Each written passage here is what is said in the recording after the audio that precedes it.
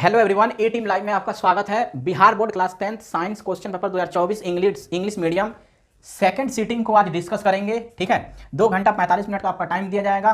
आपकी जो है 80 मार्क्स की फुल मार्क्स है। मैंने जो है इंस्ट्रक्शन कुछ बता दिए हैं 2024 के फर्स्ट सीटिंग में, आप लोग वहां से देख लीजिएगा। ये सेक्शन ए है, इसमें ऑब्जेक्टिव टाइप क्वेश्चन जो है 80 पूछ जाएंगे, आपको सिर्फ 40 के आंसर देने हैं। देखो, मेरी टीम ने रिसर्च करके कुछ कोर्स और बुक्स को लॉन्च किया है क्लास 10th और 12th के लिए। ये आप बुक्स को देख रहे हैं, इसके ऊपर एक क्यूआर कोड है, इसको स्कैन करेंगे तो इसके अंदर आपको वीडियो सॉल्यूशन मिलेगा हर एक क्वेश्चन का। देखो, वीडियो सॉल्यूशन का फायदा क्या है? फायदा ये होता है कि जैसे आप क्वेश्चन जब लगाते हैं किताब के अंदर, एक क्वेश्चन दो क्वेश्चन, तो सिर्फ आपको एक दो का ही नॉलेज मिलता है। वीडियो सॉल्यूशन का फायदा ये है कि एक क्वेश्चन से रिलेटेड जितनी भी कॉन्सेप्ट है वो सब आपको बताई जाती है, जो कई बार 2 नंबर 5 नंबर के क्वेश्चन को हेल्प कर देती है। ठीक है, तो वहां के लिए हम जो है ये इस चीज को देख के प्रिपेयर हो जाते हैं। तो कई बार जो है वीडियो सॉल्यूशन ज्यादा बेटर हमारे पास रिजल्ट निकाल के देता है, क्योंकि वीडियो सॉल्यूशन में हर एक क्वेश्चन का आंसर तो मिलेगा ही मिलेगा, लेकिन उसके साथ अलग से कॉन्सेप्ट, उसके अंदर थ्योरी कौन सी लग रही है, हर चीज आपको जो है यहाँ पर विजुअली दिखाई देगा। तो क्लास 10th और 12th के लिए हम लाए हैं क्लास 10th का all subject English medium, class 10th का ऑल सब्जेक्ट हिंदी मीडियम। ऐसे ही क्लास 12th का हमने जो है साइंस के लिए लेके आए हैं all subject English medium, science का ऑल सब्जेक्ट हिंदी मीडियम। हमने आर्ट्स में भी इस कोर्स को लॉन्च किया है। ठीक है, आर्ट्स में भी इंग्लिश मीडियम आपको मिलेगा, हिंदी मीडियम। ऐसे ही कॉमर्स में आपको ऑल सब्जेक्ट हिंदी मीडियम और ऑल सब्जेक्ट इंग्लिश मीडियम। ये हमारी कोर्स है। आप लोग इस पे एनरोल करना चाहते हैं तो आप ई टीम लाइव जो है सर्च करेंगे ऐप स्टोर पे या गूगल प्ले स्टोर पे, या आप इसको गूगल कर सकते हैं www.eteam.live।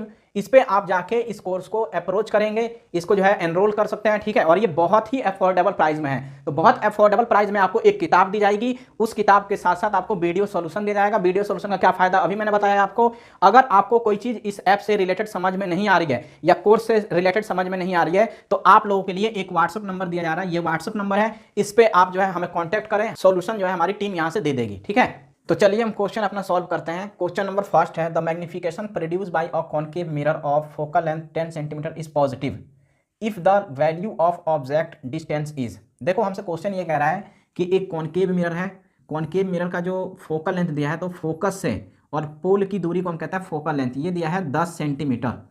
कह रहा 10 सेंटीमीटर फोकल लेंथ है और मैग्निफिकेशन हमारा आया है पॉजिटिव। मैग्निफिकेशन कॉन्केव मिरर में पॉजिटिव आ गया। देखो, कॉन्केव मिरर में अगर कभी भी मैग्निफिकेशन पॉजिटिव आता है तो इसका मतलब क्या है? इसका मतलब यह है कि इमेज जो हमारा बना है वो इरेक्ट है। ठीक है, और कैसा है? वर्चुअल। तो वर्चुअल और इरेक्ट बनता है, और वो तभी बन सकता है जब हम फोकस और पोल के बीच में किसी ऑब्जेक्ट को रखते हैं। तो ये बात आप जानते हैं, इसको पढ़े होंगे कि किसी भी ऑब्जेक्ट को मैं पोल और फोकस के बीच में रखूंगा तो इधर इमेज बनता है। इमेज जो है हमारा वो कैसा बनेगा? वर्चुअल और इरेक्ट बनेगा। देखो, यहां से लेके यहां तक की जो दूरी है वो है 10 सेंटीमीटर। ठीक है, अब हमसे क्वेश्चन ये कह रहा है कि अगर फोकल लेंथ की दूरी जो है वो 10 सेंटीमीटर है और मैग्निफिकेशन हमारा कैसा है? Positive. If the value of object distance is, तो हम अगर डिस्टेंस कहां पर रखेंगे? देखो, मैं फोकल लेंथ पे रख नहीं सकता। ठीक है, क्योंकि फोकस पे रखेंगे, मान लो कि किसी ऑब्जेक्ट को मैंने फोकस पे रख दिया, तो आपको पता है कि किसी भी ऑब्जेक्ट को अगर हम फोकस पे रखते हैं तो हमारा इमेज कैसा बनता है? इमेज हमारा बनता है इन्फिनिटी पे, और मैग्निफिकेशन नेगेटिव आ जाता है। तो मैग्निफिकेशन कैसा आता है? नेगेटिव, यानी रियल और इन्वर्टेड इमेज बनता है। लेकिन हमें ये कहा गया है कि मैग्निफिकेशन कैसा है? पॉजिटिव, वर्चुअल इमेज बन रहा है और इरेक्ट बन रहा है। इसका मतलब यह है कि फोकस पे तो मैं नहीं रखूंगा, तो फोकस से थोड़ा इधर रख सकता हूँ, यहाँ कहीं भी रख दो, यानी 10 सेंटीमीटर से कम के डिस्टेंस में हम रखेंगे तो हमारा ये वाली चीज जो है वो पॉसिबल हो पाएगी। ठीक है, तो फर्स्ट का आंसर क्या होगा? हमारा सी होगा, लेस देन 10 सेंटीमीटर। ठीक है, तो ये आपको समझ में आ गया होगा। नेक्स्ट क्वेश्चन है question number 2, on moving from focus towards the pole the magnification in a concave mirror. देखो, कह रहा है कि एक कॉन्केव मिरर है। ठीक है, देखो एक कॉन्सेप्ट यहाँ पर पहले समझाता हूँ। ये पोल है, यह है फोकस और यह है सेंटर ऑफ कर्वेचर। देखो, किसी ऑब्जेक्ट को अगर मैं इधर रखूंगा तो इसका इमेज इधर कहीं बन रहा होगा। ठीक है, अगर कोई ऑब्जेक्ट को हम इन्फिनिटी पे रखते हैं तो उसका इमेज कहाँ पर बनता है? फोकस पे। मैं इस ऑब्जेक्ट को अगर इधर लेके आ जाऊंगा तो इसका इमेज कहाँ बनता है? इधर। यानी जैसे जैसे मैं इस ऑब्जेक्ट को इधर लेके जाऊंगा हमारी इमेज ऐसे मूव करेगी, जैसे सेंटर ऑफ कर्वेचर पे लेके आ गया तो अब ये मूव करके कहाँ आ जाएगा? सेंटर ऑफ कर्वेचर पे। तो मैं ऑब्जेक्ट को ऐसे ऐसे लेके जाऊंगा और जब फोकस पे रख दूंगा किसी ऑब्जेक्ट को तो हमारी इमेज कहाँ चली जाती है? इन्फिनिटी पे और पीछे। तो अगर ऑब्जेक्ट बहुत पीछे है इन्फिनिटी पे तो इमेज कहाँ बनता है? फोकस पे। तो मैं ऑब्जेक्ट को ऐसे लेके आऊंगा तो इमेज हमारी पीछे बनेगी। ठीक है, ये बात तो 100% है ना, कि अगर किसी ऑब्जेक्ट को मैं इधर ऐसे मूव कर रहा हूँ पोल की तरफ तो हमारी इमेज क्या होगी? पीछे की साइड शिफ्ट होगी। अब यहाँ पर ये कह रहा है कि मैग्निफिकेशन जो है, ठीक है, magnification in a concave mirror, ये क्या होगा अगर मैं मूव करूंगा फोकस से पोल की तरफ? तो देखो फोकस से अगर मैं पोल की तरफ मूव करूंगा, तो अभी ये जस्ट पीछे एक क्वेश्चन कराया था कि फोकस और पोल की तरफ, फोकस और पोल के बीच में किसी ऑब्जेक्ट को रखेंगे तो हमारी मैग्नीफिकेशन क्या हो जाएगी, नेगेटिव से हो जाएगी पॉजिटिव, यानी इंक्रीज हो जाएगा। ठीक है, देखो पहले नेगेटिव होता है, फिर जीरो, फिर पॉजिटिव होता है, तो इंक्रीज हुआ ना यहाँ से यहाँ तक। तो ये अगर मैं किसी ऑब्जेक्ट को ऐसे लेके जा रहा हूँ, फोकस से पोल की तरफ जा रहा हूँ, तो मैग्नीफिकेशन मेरा क्या हो जाएगा, इंक्रीज। और इंक्रीज होता है तभी इधर हमारा इमेज बनता है एक, जो कि वर्चुअल और इरेक्ट होता है, क्योंकि मैग्नीफिकेशन हमारा इंक्रीज हो चुका है, पॉजिटिव हो चुका है, तो हमारा इमेज कैसा होगा, वर्चुअल और इरेक्ट होगा। तो इसका आंसर क्या होगा, ए इज। यहाँ पर क्या हो रहा है, मैग्नीफिकेशन इंक्रीज हो रहा है। मैग्नीफिकेशन क्या हो जाएगा, इंक्रीज, पहले माइनस होगा, पहले इतनी जितनी भी इधर इमेज बनेगी मैं ऐसे लेके जाऊंगा, इमेज हमारी इधर बनेगी, तो वो सब के सब माइनस होंगे। ठीक है, जब फोकस पे रखेंगे तो इन्फिनिटी पे बन जाएगा, जब फोकस से और दूर जाऊंगा पोल, मतलब और पास जाऊंगा पोल की तरफ, तो ये हमारी जो है मैग्नीफिकेशन क्या हो जाएगी, इंक्रीज और पॉजिटिव में चली जाएगी, और हमारा इमेज इधर कहीं पे दिखेगा। ठीक है, तो इसका आंसर क्या होगा, इसका आंसर होगा ए। देखिए नेक्स्ट क्वेश्चन है, question number 3, which energy does a hydro electric power plant. Hydro electric power plant का मतलब होता है कि पानी जब गिरती है तो हम टरबाइन को क्या करते हैं, उस पर घुमाते हैं। टरबाइन्स यानी मोटर या जनरेटर होता है, उसको हम घुमाते हैं और वहां से बिजली पैदा करते हैं। ठीक है, तो ये किस एनर्जी को कह रहा है कि power plant convert into electrical energy, यानी हाइड्रो इलेक्ट्रिक पावर प्लांट जो है इलेक्ट्रिकल एनर्जी को बदलता है किस एनर्जी का इस्तेमाल करके, तो पोटेंशियल एनर्जी को इस्तेमाल करता है। ठीक है, न्यूक्लियर एनर्जी हो नहीं सकता क्योंकि ये सूरज की रोशनी में न्यूक्लियर एनर्जी होता है। ठीक है, थर्मल एनर्जी जब हम किसी चीज को जलाते हैं तो वो थर्मल एनर्जी है, सोलर एनर्जी यानी सूरज की रोशनी में। ठीक है, तो पोटेंशियल एनर्जी जो है, हम किसी भी चीज को घुमाने के लिए हमें पोटेंशियल एनर्जी की जरूरत पड़ती है। तो किसी हाइट पे अगर हम किसी चीज को लेकर चले जाएंगे और छोड़ देंगे तो वो नीचे गिरेगा पोटेंशियल एनर्जी को। जैसे तो पानी ऊपर से नीचे गिरता है पंखे पे और पंखा घूमता है, तो जनरेटर के अंदर क्या होती है, इलेक्ट्रिक एनर्जी जो है कन्वर्ट हो जाती है, इलेक्ट्रिसिटी वहां से बनता है। इसको कहेंगे हम कि हाइड्रो इलेक्ट्रिक पावर प्लांट में हम क्या करते हैं, पोटेंशियल एनर्जी को इलेक्ट्रिकल एनर्जी में बदलते हैं। देखिए नेक्स्ट क्वेश्चन है, question number 4, a rectangular coil of a copper wire is rotated in a magnetic field, the direction of induced current in the coil changes after. कह रहा है कि एक मैग्नेटिक फील्ड है हमारे पास, उस मैग्नेटिक फील्ड में मैं एक कॉपर का बना हुआ रेक्टेंगुलर कोयल को लाकर रख दूंगा। ठीक है, तो ये एक रेक्टेंगुलर कोयल है, इसको मैं लाके यहाँ पे रख दूंगा, और मान लो करंट इसमें ऐसे जा रहा है, तो ऐसे जाकर ऐसे घूम के आएगा, तो करंट यहाँ से ऐसे आ रहा है, तो यहाँ से ऊपर जा रहा है, यहाँ से नीचे आ रहा है। कह रहा है कि करंट जो है वो, इसको जब हम घुमाएंगे तो कितने देर के बाद करंट बदल जाएगा। बदल जाने का मतलब ये हो गया कि जब ये इधर आ जाएगा तो इसमें करंट नीचे आ जाएगा, और ये जब इधर आ जाएगा तो करंट का डायरेक्शन बदल जाएगा। तो करंट का डायरेक्शन कितने देर के बाद बदल जाएगा, इसको मैं एक्सप्लेन करने के लिए थोड़ा सा, ठीक है, मैं इसको प्रैक्टिकली दिखाता हूँ। देखो ये है हमारे पास, इसको मैं यहाँ पर फंसा रहा हूँ। ठीक है, और ये बिल्कुल इस तरीके से हो गया। ये हमारे पास मान लो कि क्या है, ये रेक्टेंगुलर कोयल है, यहाँ पर मैंने मान लिया ए, ये बी, ये सी और ये डी, तो मैं यहाँ पर भी कर दे रहा हूँ ए, ये बी, ये सी और ये डी। मैं ये कह रहा हूँ कि करंट इधर से जा रहा है, ठीक है, और ये करंट इधर से आ रहा है। ये करंट उल्टा कब हो जाएगा, तो देखो जब इसको मैं घुमा के ऐसे लेके आऊँगा तो ये आधा, मतलब ये अभी जो है इस तरीके से एक पोजीशन आएगी, और एक पोजीशन ऐसा आएगा बिल्कुल। तो देखो जब ऐसे आ जाएगा तो जो बी और डी है वो इधर आ जाएंगे, तो यहाँ पर बी और डी इधर आ जाएगा, और ये वाला जो है ए और सी ये इधर चला जाएगा। और अब की बार देखो, देखो इधर फिर से ध्यान से, करंट का डायरेक्शन ऐसे है, यहाँ पर अब जो है करंट का डायरेक्शन, बी और डी में करंट का डायरेक्शन नीचे था, अब बी और डी में करंट का डायरेक्शन कैसा हो गया, उल्टा, और यहाँ पर ऐसे हो जाएगा। और ए और सी में करंट का डायरेक्शन, यहाँ पर देखो क्या था, ए और सी में करंट का डायरेक्शन ऊपर था, यहाँ पर ए और सी के डायरेक्शन नीचे हो गया है, और बी और डी में नीचे था, और यहाँ पर बी और डी में ऊपर हो गया है। ऐसे ही ये घूमता रहेगा। ठीक है, करंट इसकी हर एक हाफ रोटेशन पे। तो देखो ये एक बार मैं ऐसे घुमा के लेके जा रहा हूँ, ऐसे है, मैं ऐसे घुमाया और ऐसे घुमाया, इसको हम कहेंगे हाफ रोटेशन, और इसको घुमा के फिर ऐसे लेकर जाऊंगा, इसको कहेंगे फुल रोटेशन। तो हाफ रोटेशन में इसका बदल जा रहा है। तो देखो हाफ रोटेशन में करंट की डायरेक्शन क्या हो रही है, बदल जा रही है। तो यही चीज को पूछा है कि कितने देर के बाद जो है कोयल का करंट का डायरेक्शन बदल जाएगा, तो आंसर होगा every 1/4 rotation, every half rotation. तो इसका आंसर क्या होगा, बी होगा, every half rotation. Half rotation पे करंट की डायरेक्शन बदल जाएगी। देखिए नेक्स्ट क्वेश्चन है, the image of an ant is a concave mirror is erect and goes on increasing as the ant moves along the principal axis. The direction of motion of the ant is. देखो एक चींटी है जो concave mirror के principal axis पे move कर रही है, तो इसको कहता है प्रिंसिपल एक्सिस। ठीक है, यह है पोल और यह है फोकस और यह है सेंटर ऑफ कर्वेचर। इस पर कोई चींटी है जो मूव कर रही है, और उसका इमेज कैसा बन रहा है, उसका इमेज बन रहा है इरेक्ट बन रहा है। ठीक है, तो कह रहा है कि the image of an ant in a concave mirror is erect and goes on increasing as the ant moves along the principal axis. और उसकी जो उसकी साइज है वो इंक्रीज करते जा रहा है, और मैग्नीफिकेशन भी इंक्रीज करते जा रहा है। इसका मतलब यह है कि वो जो चींटी है वो कैसे मूव कर रही है, वो मूव कर रही है फोकस से पोल की तरफ, यानी जो चींटी है वो ऐसे मूव कर रही है। ठीक है, यानी उसका मूवमेंट कैसा है, फोकस से पोल की तरफ है, ठीक है।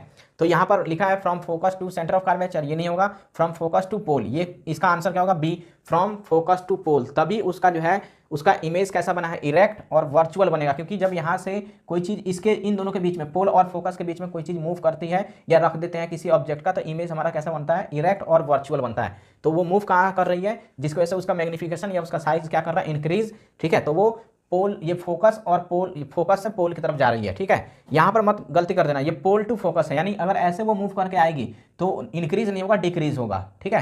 तो उसका जो है मैग्निफिकेशन डिक्रीज होगा, और जब इधर आ जाएगी यहाँ पर तो बिल्कुल नेगेटिव में चला जाएगा, इसीलिए हमारा ऑप्शन बी होगा, फ्रॉम फोकस टू पोल।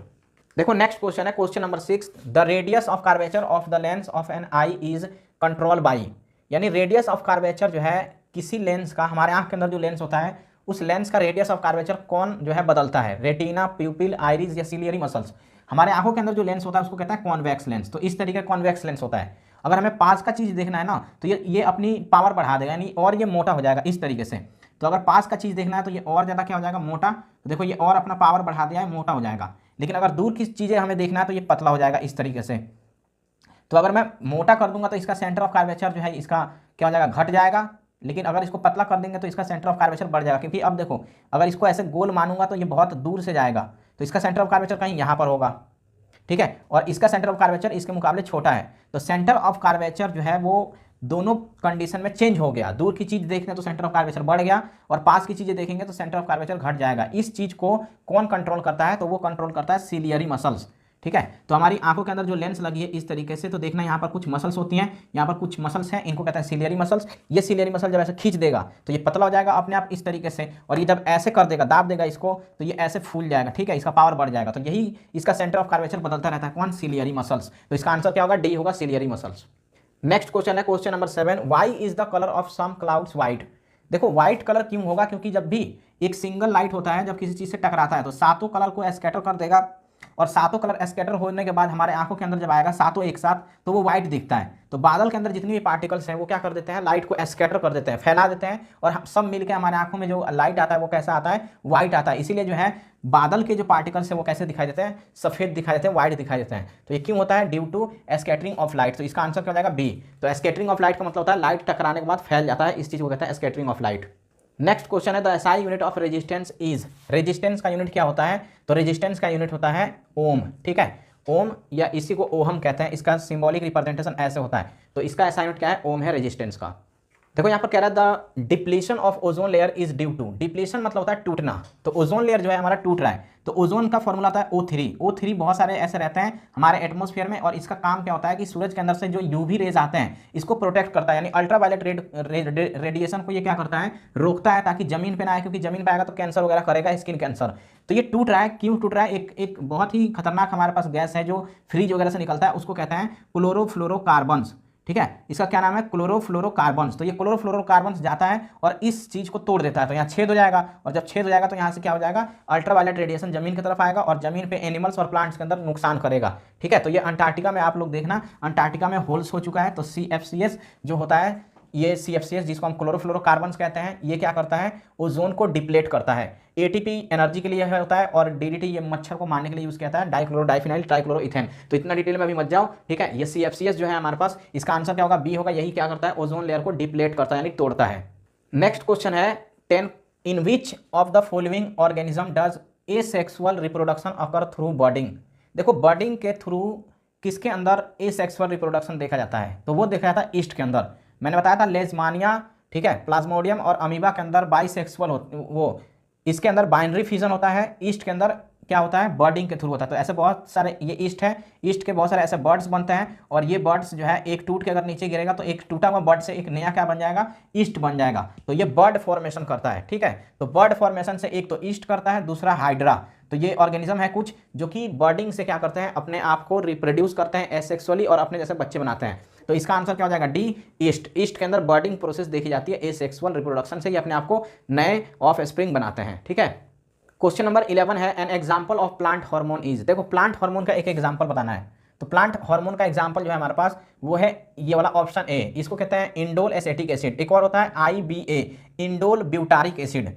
ये दोनों के दोनों क्या है, इंडोल एसिटिक एसिड और इंडोल ब्यूटारिक एसिड। ये ऑक्सीन नाम का प्लांट के अंदर एक हार्मोन था जिसको कहते हैं ऑक्सीन। ये ऑक्सीन के टाइप्स हैं, ठीक है। तो ये प्लांट हार्मोन है ऑक्सीन, और ऑक्सीन का ही टाइप हमारे पास है IBA और IAA, इंडोल एसिटिक एसिड और इंडोल ब्यूटारिक एसिड। तो ये क्या है हमारे पास, इंडोल एसिटिक एसिड, ये किस चीज़ का एग्जाम्पल है, ये है प्लांट हार्मोन का।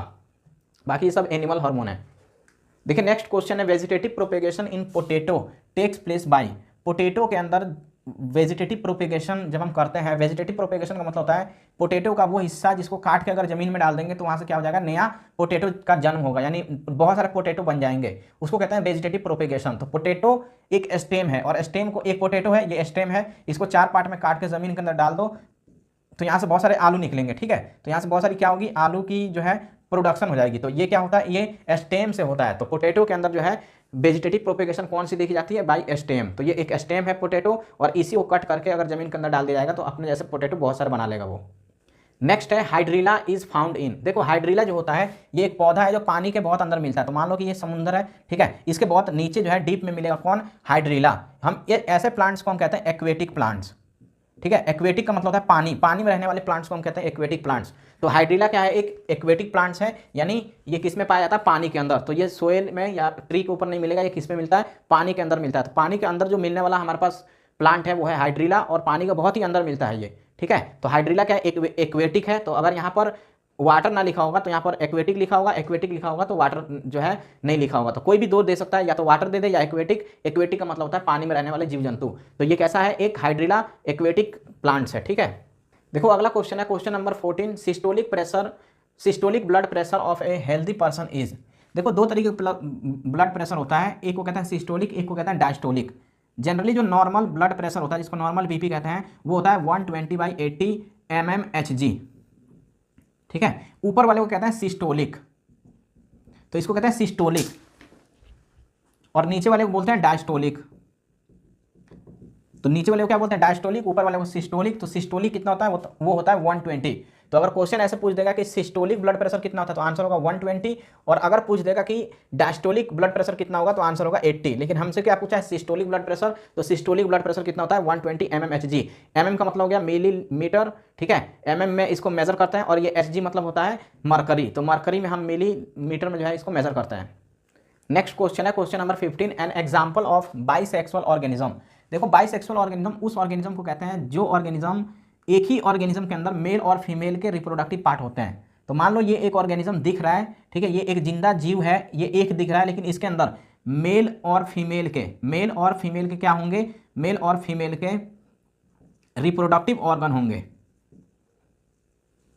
रिप्रोडक्टिव ऑर्गन यानी एक ही ऑर्गेनिज्म के अंदर मेल भी है और फीमेल भी है। तो आधा मेल होगा आधा फीमेल होगा, ऐसे समझ सकते हैं। जैसे केंचुआ आपने देखा होगा जिसको हम अर्थवर्म कहते हैं, ठीक है। तो अर्थवर्म क्या है, इसमें अर्थवर्म के अंदर जिसको केंचुआ कहा जाता है, अर्थवर्म ये भी क्या है, एक बाइसेक्सुअल है। बाइसेक्सुअल माने इसके अंदर मेल और फीमेल दोनों के क्या है, रिप्रोडक्टिव पार्ट्स हैं। मेल और फीमेल दोनों इसके अंदर प्रेजेंट है। तो एक ही दिखता है ना वो, लेकिन उसी में मेल और फीमेल दोनों है। तो दोनों जुड़े हुए हैं एक दूसरे से, मेल और फीमेल दोनों जुड़ चुके हैं। इस तरीके के ऑर्गेनिज्म को हम कहते हैं बाइसेक्सुअल, ठीक है। और बाइसेक्सुअल हमारे पास कौन होता है, देखो तो ऑप्शन में एक हाइड्रा है और यहाँ पर ह्यूमन बींग्स है, यहाँ पर ह्यूमन है। तो ह्यूमन, गोट और फिश के अंदर ये नहीं देखने को मिलता है बाइसेक्सुअल, यानी इंसान जो होता है अलग अलग होते हैं, मेल अलग और फीमेल अलग। ऐसे ही बकरा बकरी अलग होते हैं, मछली में भी एक मेल अलग होता है फीमेल अलग होता है, लेकिन हाइड्रा में मेल और फीमेल एक ही में होते हैं। तो इसका ऑप्शन हो जाएगा ऑप्शन ए, ठीक है। अगर ये ना देखे, अगर ये दिया होता है अर्थवर्म, तो हम आंसर अर्थवर्म पे लगाते हैं, क्योंकि अर्थवर्म और हाइड्रा ये दो क्या कैसे ऑर्गेनिज्म है, बाइसेक्सुअल। और भी है लेकिन ये दो ज़्यादातर हमें जो है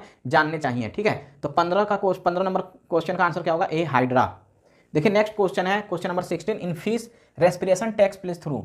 देखो फिश जो है रेस्पिरेशन का मतलब होता है सांस लेना।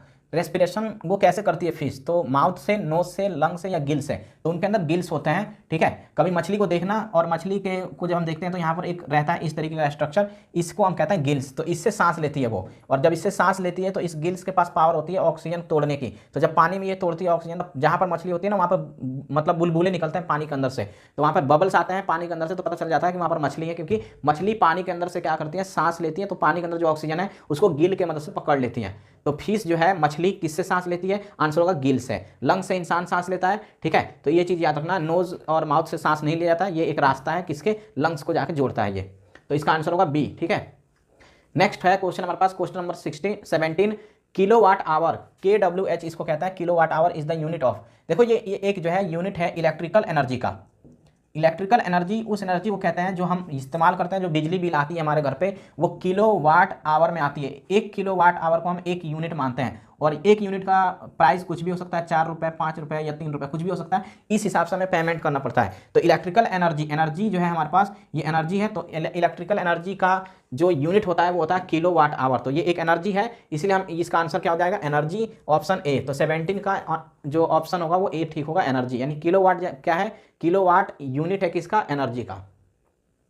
यहाँ पर इलेक्ट्रिकल एनर्जी होना चाहिए था, यहाँ पर सिर्फ एनर्जी लिखा है। तो एनर्जी जो है हमारा, वो इलेक्ट्रिकल एनर्जी का यूनिट क्या होता है, किलोवाट आवर। देखिए अगला क्वेश्चन है, question number 18, the amount of light entering in human I is control by. देखो आंखों के अंदर लाइट एंट्री करता है, उसको कंट्रोल करता है आइरिस। ठीक है, तो आइरिस कंट्रोल करता है। आइरिस कैसे कंट्रोल करता है, आंखों को अगर हम देखेंगे तो इस तरीके का आंख होता है, ठीक है, ऐसे गोल, और इस चीज को हम कहते हैं, जो ये आगे निकल रहता है ऐसे, इसको कहते हैं हम कॉर्निया, और ये जो हिस्सा है ये आंख है। ठीक है, तो आंख ऐसे होता है हमारा, और यहाँ पर एक स्ट्रक्चर होता है, इसको कहते हैं आइरिस। तो ये है आइरिस। आइरिस अगर ज़्यादा खुलेगा तो ज़्यादा लाइट घुसेगा, अगर कम खुलेगा तो कम लाइट घुसेगा। तो मान लो ये ऐसे जो है, ये मतलब कम खुला है, तो यहाँ से लाइट ज़्यादा इंटर कर जाएगा क्योंकि ज़्यादा स्पेस हो गया। लेकिन अगर आइरिस का साइज बढ़ जाए तो आइरिस साइज अपना बढ़ाता भी है, घटाता भी है, इसीलिए हम इसको शटर कहते हैं। ठीक है, शटर ऑफ द आई। तो देखो इसने बढ़ाया तो यहाँ पे स्पेस क्या हो गया, कम, तो कम लाइट जाएगा। तो इसको कौन कंट्रोल करता है, आइरिस। तो the amount of light entering in human I is control by iris. तो आंसर होगा इसका आइरिस। क्वेश्चन नंबर 19 है, which is the conventional source of energy. देखो कन्वेंशनल का मतलब होता है जो हमारे दादा परदादा या जो बहुत पहले से इस्तेमाल करते हुए हम आ रहे हैं जिस एनर्जी को, वो कौन सा एनर्जी है। तो वो न्यूक्लियर एनर्जी है, नहीं है, क्योंकि न्यूक्लियर एनर्जी बहुत नया एनर्जी है। ठीक है, जियो थर्मल एनर्जी, ये नया नया एनर्जी आया है। बायोमास जो है ये है, क्योंकि इसमें हम जो है मीथेन वगैरह या गोबर गैस का इस्तेमाल करके मीथेन गैस निकालते थे और उसको जलाते थे। ठीक है, तो बायोमास जो है, बायोमास का मतलब हो गया यहाँ पर बायो, और मास का मतलब हो गया कि जो भी एनिमल और प्लांट से हम एनर्जी निकालते हैं उनको कहते हैं बायोमास। तो जैसे गोबर वगैरह को सड़ा के वहाँ से मीथेन गैस निकाला जाता है, जिसको हम कहते हैं CH4। तो मीथेन गैस को हम कहते हैं CH4, ये गैस निकाला जाता है और इसको हम जलाने के लिए इस्तेमाल करते हैं एज अ एनर्जी।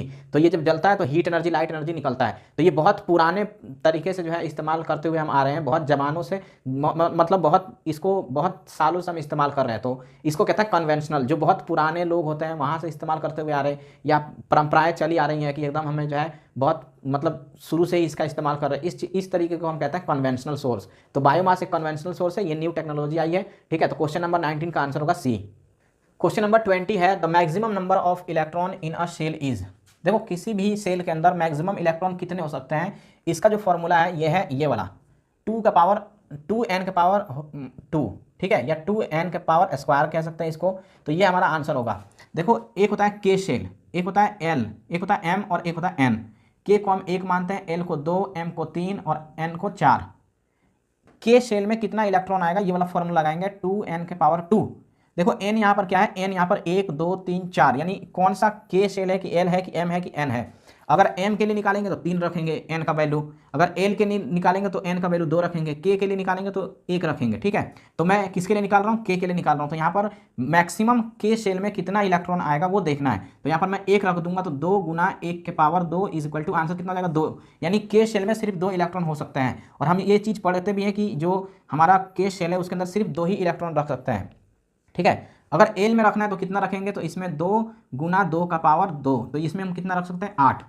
2 का पावर 2 इज इक्वल टू 4 और 4 2 8। इसमें कितना रख सकते हैं, तो 2 गुना 3 के पावर 2 और ये हो जाएगा 9, 9 दूना 18।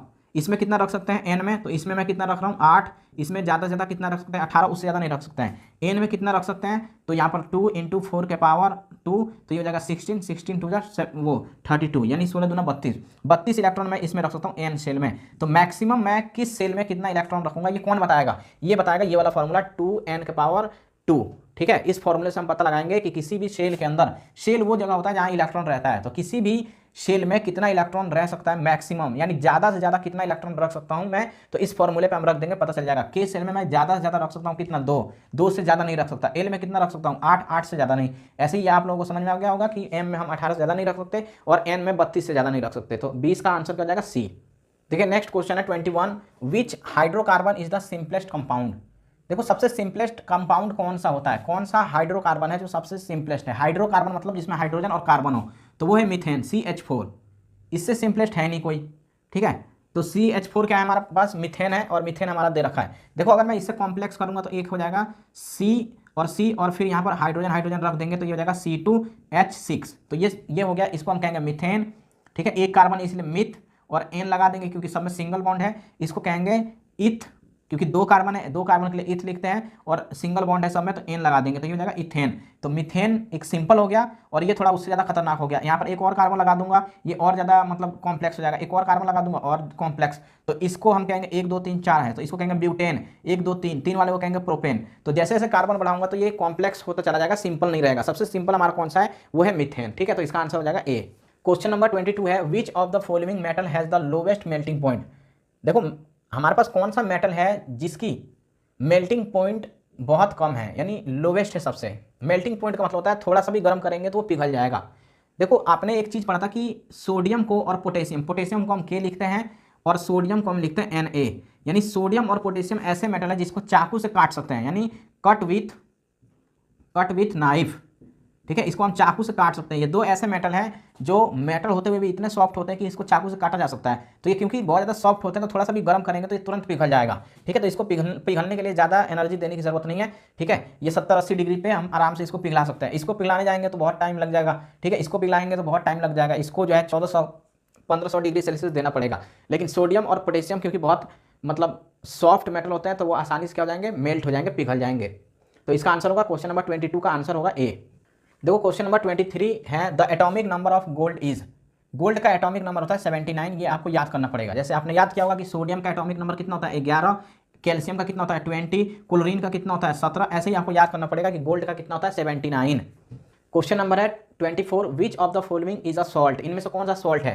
देखो जिसमें OH होता है उसको कहते हैं बेस, और जिसमें बहुत ज़्यादा क्या हो H पॉजिटिव उसको हम कहते हैं एसिड। और साल्ट में ये वाला होता है SO4, यहाँ पर 2 नेगेटिव 3 नेगेटिव कुछ भी हो सकता है। ठीक है, तो यहाँ पर जो है ये इसमें सल्फेट देखने को मिलता है, तो जिसके अंदर भी सल्फेट होगा उसको हम साल्ट कहते हैं। तो हमारे पास सल्फेट किस में है, ये है पोटेशियम सल्फेट में। तो ये पोटेशियम सल्फेट हमारा क्या है, सॉल्ट है। तो क्वेश्चन 24 का क्या आंसर होगा, डी। यानी क्वेश्चन नंबर 24 का आंसर हमारा क्या हो जाएगा, डी, पोटेशियम सल्फेट। इसको पोटेशियम सल्फेट कहते हैं क्योंकि के को कहते हैं पोटेशियम और इसको सल्फेट, तो ये है पोटेशियम सल्फेट। ये क्या है, एसिड, ये बेस, ये भी क्या है, एसिड। सॉरी एसिड नहीं, ये बेस है, क्योंकि OH है तो ये भी हो जाएगा बेस। यानी बेस 2 है हमारे पास, एसिड 1 है और एक साल्ट है, तो ये वाला साल्ट है। देखो नेक्स्ट क्वेश्चन है 25, the expulsion of water through stomata in the form of water vapour from the aerial part of the plant is known as.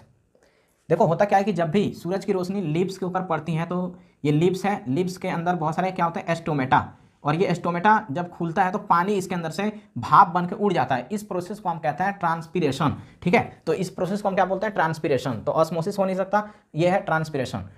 देखो डिफ्यूजन का मतलब होता है गैस का एक्सचेंज होना। जैसे हम ऑक्सीजन लेते हैं, कार्बन डाइऑक्साइड बाहर निकाल देते हैं, तो लेते क्या है ऑक्सीजन और कार्बन डाइऑक्साइड बाहर निकालते हैं, इसको कहते हैं एक्सचेंज ऑफ गैस, इसको कहेंगे डिफ्यूजन।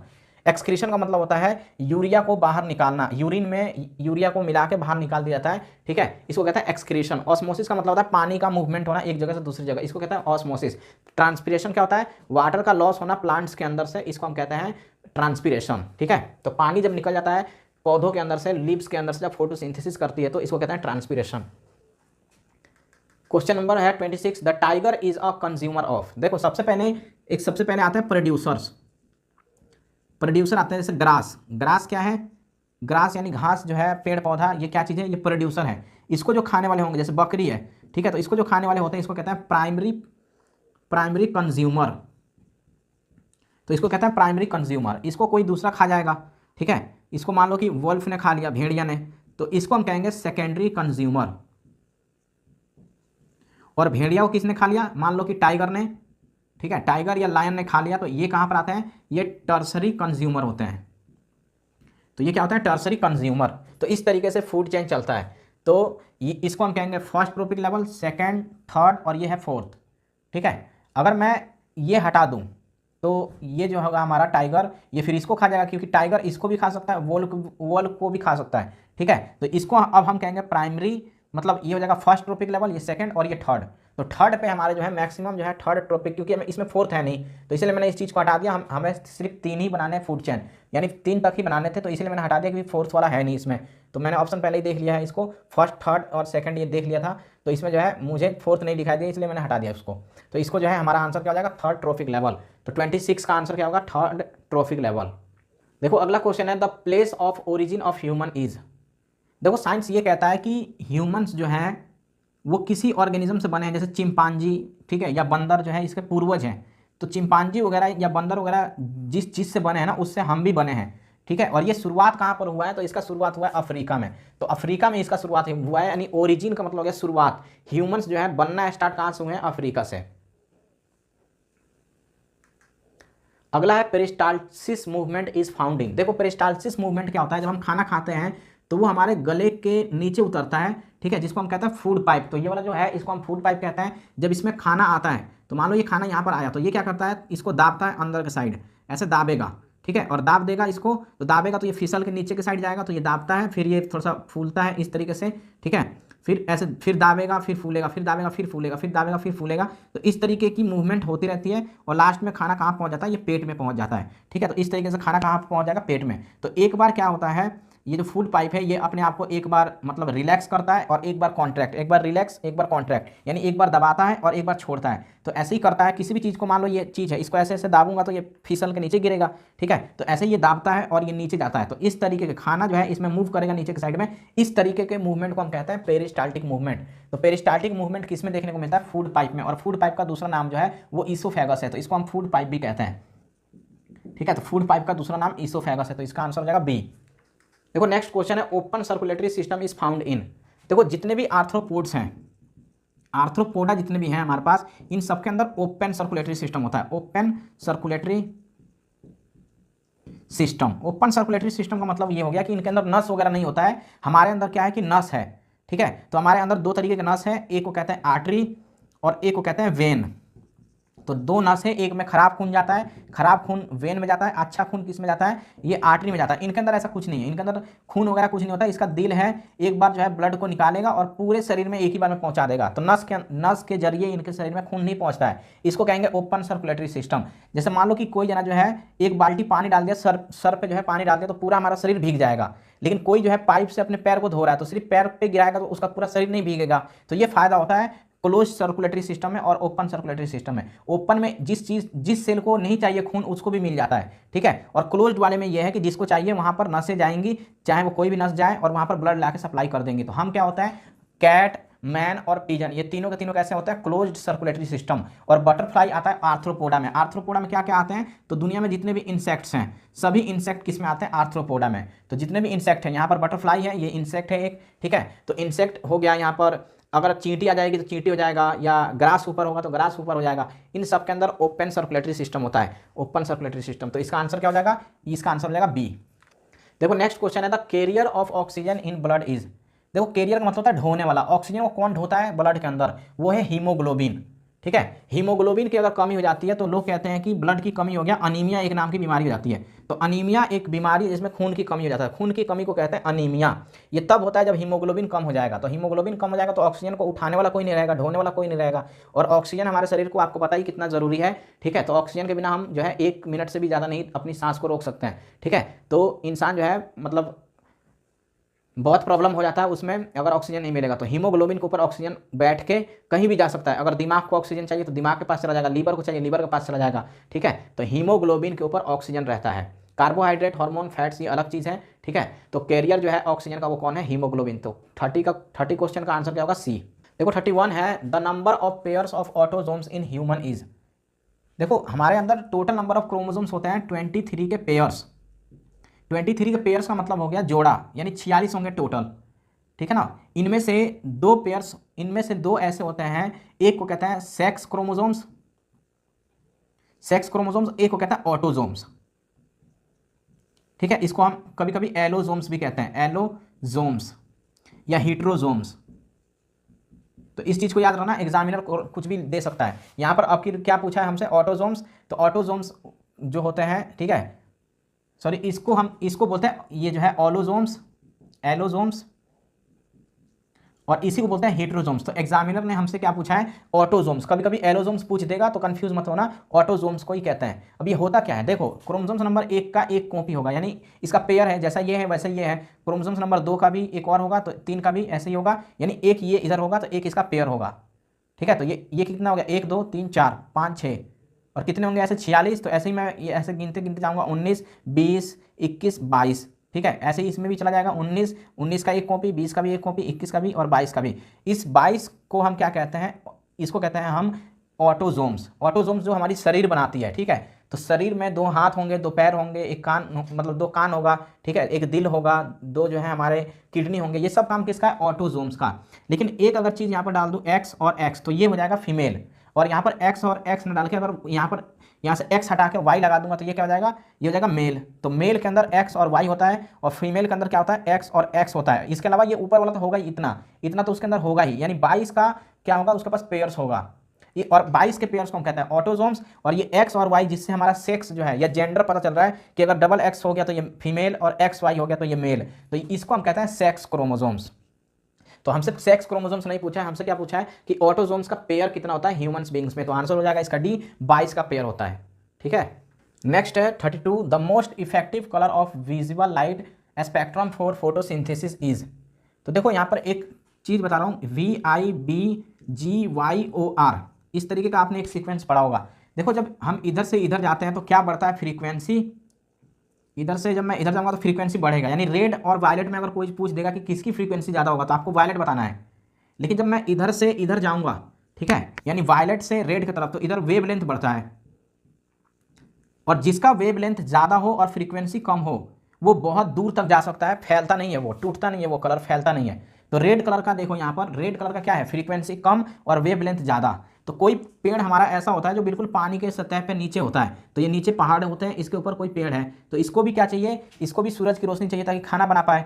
तो रेड कलर ये जो है ये पानी के अंदर घुसता है तो ज़्यादा टूटता नहीं है, ये पहुंच जाता है इसके पास। लेकिन दूसरा अगर कलर होगा, मान लो ब्लू हो गया या ग्रीन हो गया, तो वो आते आते यहाँ पर जो है अपना दम तोड़ देगा, ये खत्म। यानी इस प्लांट को क्या नहीं मिला है, सूरज की रोशनी नहीं मिली है। तो मैक्सिमम प्लांट्स क्या करते हैं, रेड कलर को ही लेते हैं। ठीक है, ब्लू भी यहाँ पर ठीक होता अगर मतलब मोस्ट नहीं पूछता, तो यहाँ पर मोस्ट लिख दिया कि सबसे ज़्यादा क्या लेगा, तो रेड लेगा। अगर ऐसा पूछता कि the colour of visible light spectrum for photosynthesis is, तो आंसर हो जाएगा रेड और ब्लू दोनों हो जाएगा। ठीक है, क्योंकि ब्लू देखो ये जो है ब्लू यहाँ पर आ रहा है, तो ब्लू जो होता है या ऑरेंज या येलो, ये सब कैसे हैं, ये सब ज़्यादा वेवलेंथ रखते हैं और कम क्या रखते हैं, फ्रीक्वेंसी, तो ये टूटेंगे नहीं। तो रेड वाला जो है ये सबसे अंदर तक और बहुत दूर तक जा सकता है। इसीलिए आपने देखा होगा सिग्नल्स पे या ट्रैफिक लाइट पे या डेंजर साइन के लिए हम क्या इस्तेमाल करते हैं, रेड सिग्नल, या रेड जो है लाल बत्ती का इस्तेमाल करते हैं, रेड लाइट।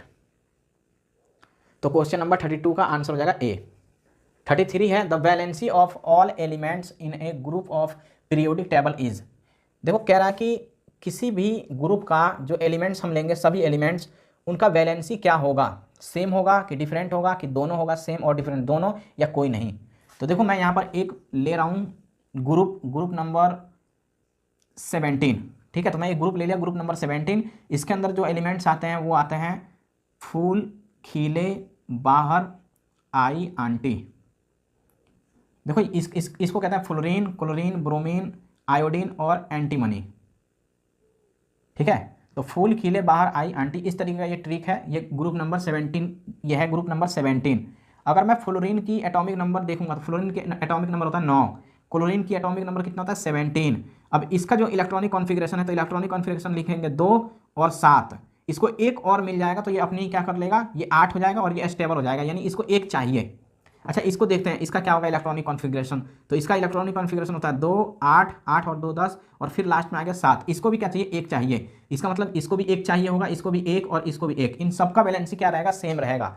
तो किसी भी ग्रुप को उठा लो, सभी एलिमेंट जो होंगे उन सबका बैलेंसी सेम रहता है। ठीक है, तो इस चीज़ को यहाँ से देख सकते हो कि मैंने जो है ये क्लोरीन और फ्लोरीन को लेकर समझा दिया कि इसको एक एक चाहिए बैलेंसी अपनी, मतलब ये ऑक्टेट कंप्लीट करने के लिए। ये 7 है, एक लेके 8 हो जाएगा, ये भी 7 है, एक लेके 8 हो जाएगा, यानी ऑक्टेट कंप्लीट करने के लिए इनको एक चाहिए। और एक इलेक्ट्रॉन जिनको चाहिए होता है, जिनको 1 2 या 3 इलेक्ट्रॉन चाहिए, इसी को हम बैलेंसी कहते हैं। तो इन सबका बैलेंसी कितना है, एक है। तो सेम ग्रुप में बिलोंग करने वाले, सेम ग्रुप में रहने वाले जितने भी एटम्स हैं या जितने भी एलिमेंट हैं, उन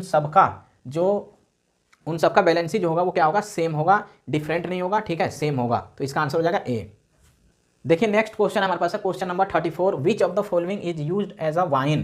देखो वाइन मतलब होता है शराब, शराब के लिए हम क्या इस्तेमाल करते हैं, इसका फॉर्मूला है C2H5 और OH। देखो इसमें 2 कार्बन है और 2 कार्बन के लिए लिखते हैं हम इथ, और OH लग जाने का मतलब हो गया एनॉल, इसमें लगाएंगे हम, इसको कहेंगे इथेनॉल या इथाइल एल्कोहल, तो इसको इथाइल एल्कोहल भी कहते हैं, ठीक है। और ये एल्कोहल अपने नाम से ही बता रहा है शराब, इथेनॉल, इथेनॉल भी एक शराब है, तो इथाइल एल्कोहल या इथेनॉल, इसी को हम कहते हैं वाइन या शराब। तो मिथेनॉल नहीं होगा, मिथेनोइक एसिड भी नहीं होगा, विनेगर भी नहीं होगा, ये क्या होगा, ये होगा इथेनॉल। विनेगर को सिरका कहते हैं, ठीक है, आप लोग सिरका जानते हो, खट्टा बढ़ाने के लिए हम, खटास बढ़ाने के लिए हम क्या करते हैं, इस्तेमाल करते हैं। मिथेनोइक एसिड चींटियाँ वगैरह काट देती हैं, उसमें मिथेनोइक एसिड होता है। मिथेनॉल जो माचिस की तिल्ली हम जलाते हैं, तो देखना जब जलेगा ना, यहाँ से माचिस की तिल्ली यहाँ से जलता है तो थोड़ा थोड़ा पानी छोड़ता है, वो पानी नहीं है, वो मिथेनॉल होता है और बहुत खतरनाक होता है वो, ठीक है। तो 34 का आंसर क्या हो जाएगा, ए। नेक्स्ट है what is the number of element in the third group of the periodic table, ठीक है। तो ये पीरियोडिक टेबल है। तो क्वेश्चन नंबर 35 ये कह रहा है कि what is the number of elements in the third group, यानी तीसरे ग्रुप में, पीरियोडिक टेबल के तीसरे ग्रुप में कितने एलिमेंट्स होंगे। तो देखो इसको मैं ले के चलता हूँ आपको पीरियोडिक टेबल पे, ये रहा ग्रुप 3, तो देखो इसमें 1 2 3 4, ठीक है। और यहाँ पर देखो ये लेंथिनोइड्स, तो लेंथिनोइड, एक लेंथिनोइड्स में कितने होते हैं 14, और एक्टिनोइड्स में कितने होते हैं 14, ठीक है, 14 14 28, और 4 जो होता है ट्रांजिशन एलिमेंट्स होते हैं, और इन टोटल को जोड़ दिया जाएगा तो ये हो जाएगा 32, यानी इसका आंसर क्या होगा, 32 होगा। तो ये देखो अलग से इसको नीचे लिखा गया, ये इसी ग्रुप में आता है, यहाँ पर जगह छोड़ा है ना, यहाँ पर जगह छोड़ के स्टार जैसा लगाया है, कुछ एस्टेरिक मार्क किया है, तो ये लिखा है यहाँ पर 57, तो 57 के बाद ये रहा 58, ठीक है। और यहाँ पर लिखा है 89, 89 के बाद ये रहा 90, तो 1 2 3 4, 4 ये हो गए, और ये कितने हो गए हमारे टोटल, ये टोटल है 28, लेंथेनोइड्स कितने होते हैं 14, और एक्टिनोइड्स कितने होते हैं वो भी 14, और ये 4, तो टोटल हमारे हो गए 32, यानी ग्रुप 3 में कितने एलिमेंट्स हैं, तो 32 एलिमेंट्स हैं, ठीक है। तो इसका आंसर क्या होगा, देखो इसका आंसर इसमें है ही नहीं, 32 है नहीं, तो ये आपको ग्रेस मार्क्स देगा एग्जामिनर। इस तरीके के क्वेश्चन जब आते हैं और आंसर जब नहीं दिया होता है, आंसर गलत दिया होता है, तो आपको टेंशन लेने की बात नहीं है, कुछ भी आप लगा दो आपको 1 नंबर मिल जाएंगे, इसको ग्रेस मार्क कहते हैं, ठीक है। या जो है आपको बोनस नंबर इसमें मिल जाएगा, वैसे एक्चुअली इसका 32 होना चाहिए, तो आंसर में कहीं 32 है नहीं, तो हम टिक क्या ही करेंगे इसमें, ठीक है। तो ये आपका एक ग्रेस मार्क्स है, आपको बोनस नंबर इसमें मिलेगा। देखो नेक्स्ट क्वेश्चन है which is use in solar cell. Solar cell में क्या इस्तेमाल किया जाता है, सिलिकॉन यूज़ किया जाता है। देखो सिलिकॉन एक क्या है, सेमी कंडक्टर है, सेमी कंडक्टर, सेमी कंडक्टर का मतलब हो गया, सेमी मतलब आधा, ये कंडक्टर की तरह जब मन करेगा इसको कंडक्टर की तरह, तो कंडक्टर की तरह बिहेव करेगा, और इंसुलेटर की तरह मन करेगा तो इंसुलेटर की तरह बिहेव करेगा, यानी करंट अपने अंदर से आने भी देगा और नहीं भी आने देगा। जैसे कोई गेट होता है, कोई गेट होता है ऑटोमेटिक, जैसे ही पास जाता है खुल जाता है, दूर जाते हैं बंद हो जाता है, इसमें सेमी कंडक्टर्स लगाए जाते हैं, ठीक है। मोबाइल वगैरह के अंदर सेमी कंडक्टर लगाए जाते हैं। तो सिलिकॉन जो है सोलर सेल बनाने के लिए हम क्या करते हैं, सिलिकॉन का यूज़ करते हैं। सोलर सेल मतलब सूरज की रोशनी का इस्तेमाल करके हम इलेक्ट्रिसिटी बनाते हैं, उसको सोलर सेल कहते हैं। तो उसमें लगने वाला जो एलिमेंट है वो हमारा कौन सा है, सिलिकॉन है, और इसको सेमी कंडक्टर कहते हैं, या इसी को हम एक और नाम से जानते हैं, इसको कहते हैं मेटेलोइड्स, ठीक है। तो ये मेटेलोइड्स या इसको हम सेमी कंडक्टर कहते हैं। तो 36 का आंसर क्या होगा, सी। देखो 37 है हमारा question, the electronic configuration of an element is 287। पीछे अभी मैंने लिखवाया था 287, ये किसका होता है, ये होता है क्लोरीन का, ठीक है, ये है किसका, क्लोरीन का। तो अगर टोटल जोड़ देंगे तो कितना आ जाएगा, ये आ जाएगा 17। तो क्लोरीन का एटॉमिक नंबर कितना होता है, 17। तो इसका आंसर हो जाएगा 17, और ये क्या चीज़ है, क्लोरीन है, क्लोरीन। क्लोरीन को सिंपल ऐसे लिखते हैं Cl, तो इसका आंसर हो जाएगा सी। नेक्स्ट है duralumin is an alloy of which metal. तो ड्यूरालुमिन जो है ये किसका एलॉय है, एलॉय मतलब मिक्सचर, यानी बहुत सारे हम मिक्सचर का मतलब होता है कि जैसे कॉपर और जिंक मिला देंगे, ठीक है, कॉपर और इसमें टीन मिला देंगे जिसको हम एसन कहते हैं, ठीक है। तो इससे बनता है हमारा ब्रॉन्ज, और इससे बनता है ब्रास। तो ये क्या चीज़ है, सब एलॉय है। एलॉय का मतलब होता है मिक्सचर। कभी भी दो मेटल को जब आपस में मिलाते हैं तो एक नया चीज़ बनता है, उसको कहते हैं हम, मतलब उसको एलॉय कहते हैं। तो आपस में मेटल को मिलाते हैं, दो भी हो सकते हैं, दो से ज़्यादा भी हो सकते हैं। तो जब कभी भी मेटल को आपस में ही मिला देते हैं तो एक नया चीज़ बनता है, उसको कहते हैं एलॉय।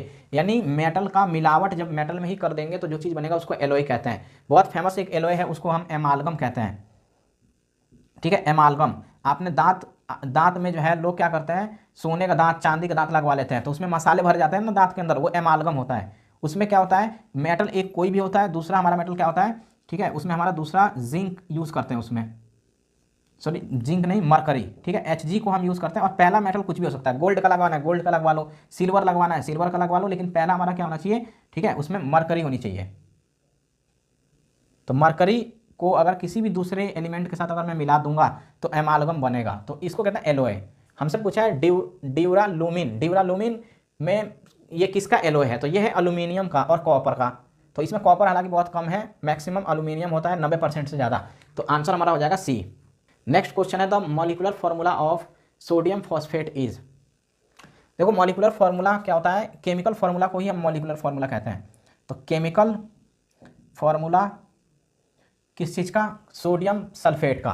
तो सोडियम को हम लिखते हैं Na और इसकी वैलेंसी होती है 1, और फॉस्फेट को हम लिखते हैं PO4 और इसकी जो वैलेंसी होती है वो 3 होती है, ठीक है। तो इसके नीचे हम 3 लिख देंगे, सोडियम 1 होता है ना, तो सोडियम को ऊपर ऐसे पॉजिटिव लिख देते हैं। अब ये इसके साथ और ये इसके साथ चला जाएगा, तो ये बन जाएगा Na3 और ये हो जाएगा PO4। Na3PO4 को हम क्या बोलते हैं, इसको बोलते हैं सोडियम फॉस्फेट। तो हम देखते हैं Na3PO4 कहाँ है, तो ये रहा Na3PO4, यानी बी आंसर सही होगा हमारा किसका, 39 नंबर क्वेश्चन का, यानी 39 का आंसर क्या हो जाएगा, बी सोडियम फॉस्फेट। इसको हम कहते हैं सोडियम फॉस्फेट, यही है इसका केमिकल फॉर्मूला। देखो क्वेश्चन नंबर है 40 the structural and functional unit of kidney. देखो किडनी को बनाने के लिए बहुत सारे सेल्स होते हैं, ठीक है, और उन सेल्स का नाम है नेफ्रॉन्स। तो बहुत सारे नेफ्रॉन्स मिलकर क्या बनाते हैं, किडनी। ऐसे देखा होगा आप लोगों ने कि इस तरीके के कुछ जो है उसके अंदर सेल्स बने होते हैं, ठीक है। ऐसे मैं एक शॉर्ट बस इसका डायग्राम बना रहा हूँ,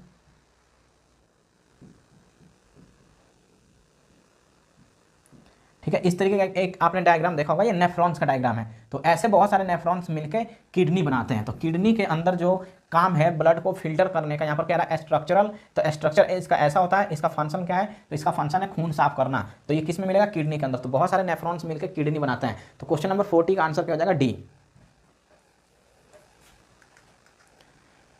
41 है what should be the minimum speed of wind in a wind electric generator.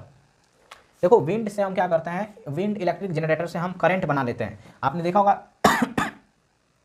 आपने देखा होगा मूवी वगैरह के अंदर इस तरीके का एक रहता है, और बहुत बड़े बड़े इस पे पंखे लगे रहते हैं ऐसे, ठीक है। तो बहुत बड़े बड़े पंखे लगे रहते हैं, इसको हम क्या बोलते हैं, इसको हम बोलते हैं विंड मशीन, ठीक है, या विंड जनरेटर मशीन। तो ये घूमता है, ये नीचे ऐसे जमीन में लगा रहेगा, ये घूमता है और बिजली पैदा करता है। तो क्वेश्चन ये कह रहा है कि इसको कितना, कम से कम इसको कितना हवा का स्पीड दे देंगे कि ये घुमा देगा इसको।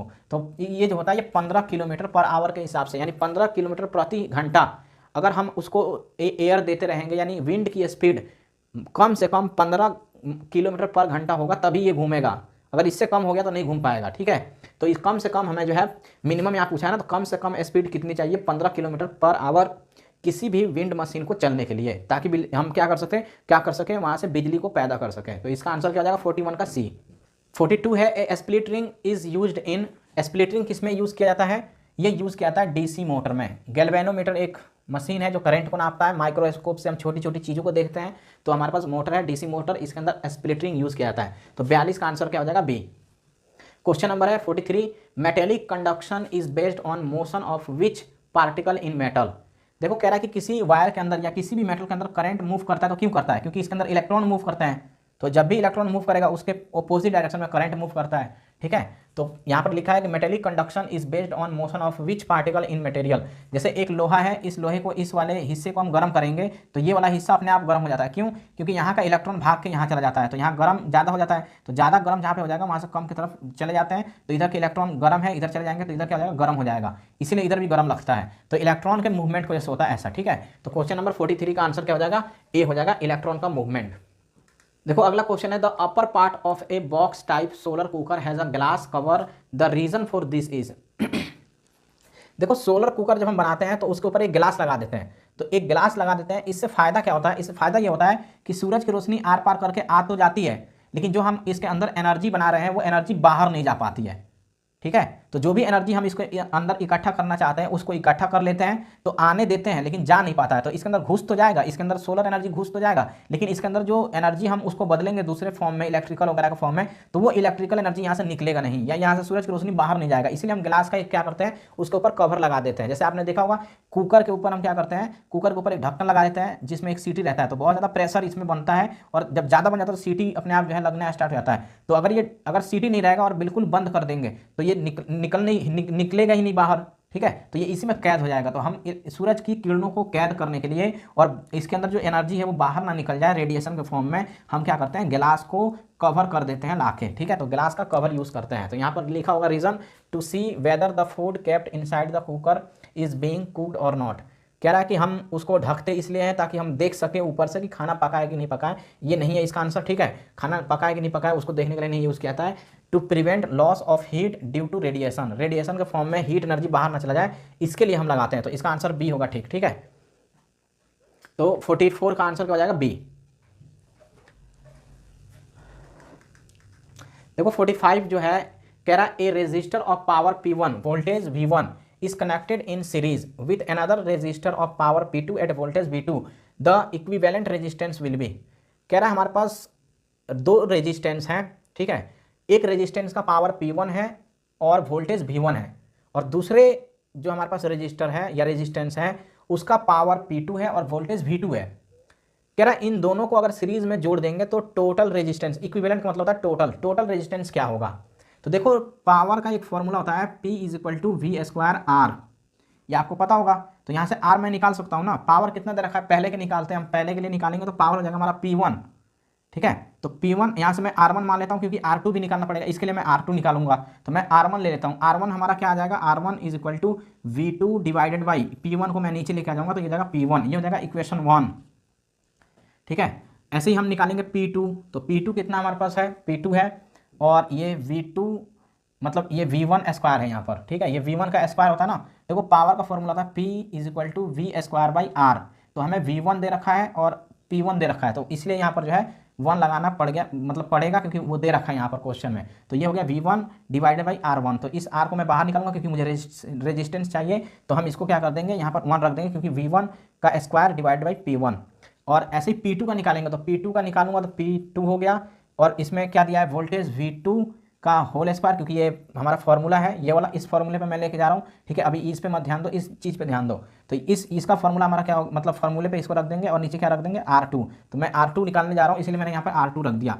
अब ये R2 किसके बराबर हो जाएगा, ये हो जाएगा V2 का whole square divided by P2, ये हो जाएगा इक्वेशन 2। अब इन दोनों को जोड़ देंगे, यानी R1 प्लस R2 को जोड़ दो। तो मैं इन दोनों को जोड़ दूंगा तो क्या जाएगा, V1 का whole square divided by P1 plus V2 का whole square divided by P2, यही आंसर होगा हमारा। दोनों रेजिस्टेंस को एक साथ जोड़ देंगे तो ये टोटल रेजिस्टेंस आ जाएगा। इसको कहेंगे R इक्विवेलेंट या R टोटल। ठीक है, तो R टोटल कितना आ गया है, V1 का स्क्वायर डिवाइड बाई P2।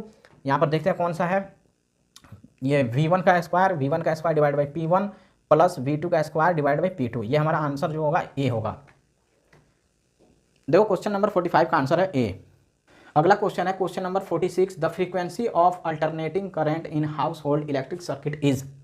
देखो हमारे घर में जो आ रहा है इलेक्ट्रिक करंट वो अल्टरनेट करंट है। अल्टरनेट करंट का मतलब होता है ऐसा करंट जो एक, ये ऊपर वाले को कहते हैं पॉजिटिव, ये नीचे को कहते हैं नेगेटिव। एक बार पॉजिटिव और एक बार नेगेटिव और यहाँ पर जीरो, तो ये पूरा पॉजिटिव हो जाएगा, ये पूरा नेगेटिव और फिर जीरो। इस तरीके के करंट को हम कहते हैं क्या चीज़, अल्टरनेट करंट। अल्टरनेट मतलब अब यहाँ से ये जो है इस तरीके से जाएगा, यहाँ से ये जाएगा, इतना जगह छूट गया और यहाँ पे इतना जगह छूट गया, यहाँ पर इतना जगह छूट गया, यहाँ पर इतना जगह छूट गया, जो अगला बनेगा। तो अल्टरनेट का मतलब हो गया कि ये ऐसे नहीं जा रहा है, बिल्कुल ये ऐसे नहीं जा रहा है, ये एक जो है खंड को छोड़ते हुए जा रहा है, इसको कहते हैं अल्टरनेट। जैसे हम स्कूल एक दिन जाएंगे एक दिन नहीं जाएंगे, एक दिन जाएंगे एक दिन नहीं जाएंगे, इसको कहेंगे अल्टरनेट, एक दिन छोड़ के।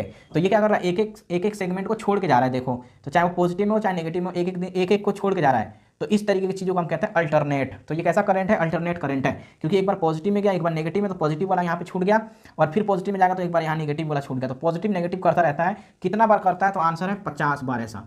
ठीक है, तो 50 हर्ट्ज होता है। हमारे घर पे जो करंट आती है वो अल्टरनेट करंट है, उसकी फ्रीक्वेंसी कितनी है, फ्रीक्वेंसी का यूनिट होता है हर्ट्ज। कितना होगा टोटल, 50 हर्ट्ज। अगर ऐसे क्वेश्चन पूछ देगा कि 50 हर्ट्ज में कितने बार इस जैसा पॉजिटिव बनेगा, मैं कितना बना, यहाँ से लेकर मैं कितना बना सकता हूँ, 50 तक ऐसे बनाऊंगा, तो 50 में मेरे को कितना पॉजिटिव दिखेगा, तो आंसर है 50 पॉजिटिव दिखेगा। ठीक है, और 50 निगेटिव दिखेगा, और दोनों मिलकर कितना हो जाएंगे, 100। यानी 100 बार वो अपनी पोजीशन चेंज करेगा, कभी पॉजिटिव कभी नेगेटिव, कभी पॉजिटिव कभी नेगेटिव। तो 50 बार पॉजिटिव 50 बार नेगेटिव। तो इसका आंसर क्या हो जाएगा हमारा 50 हर्ट्ज।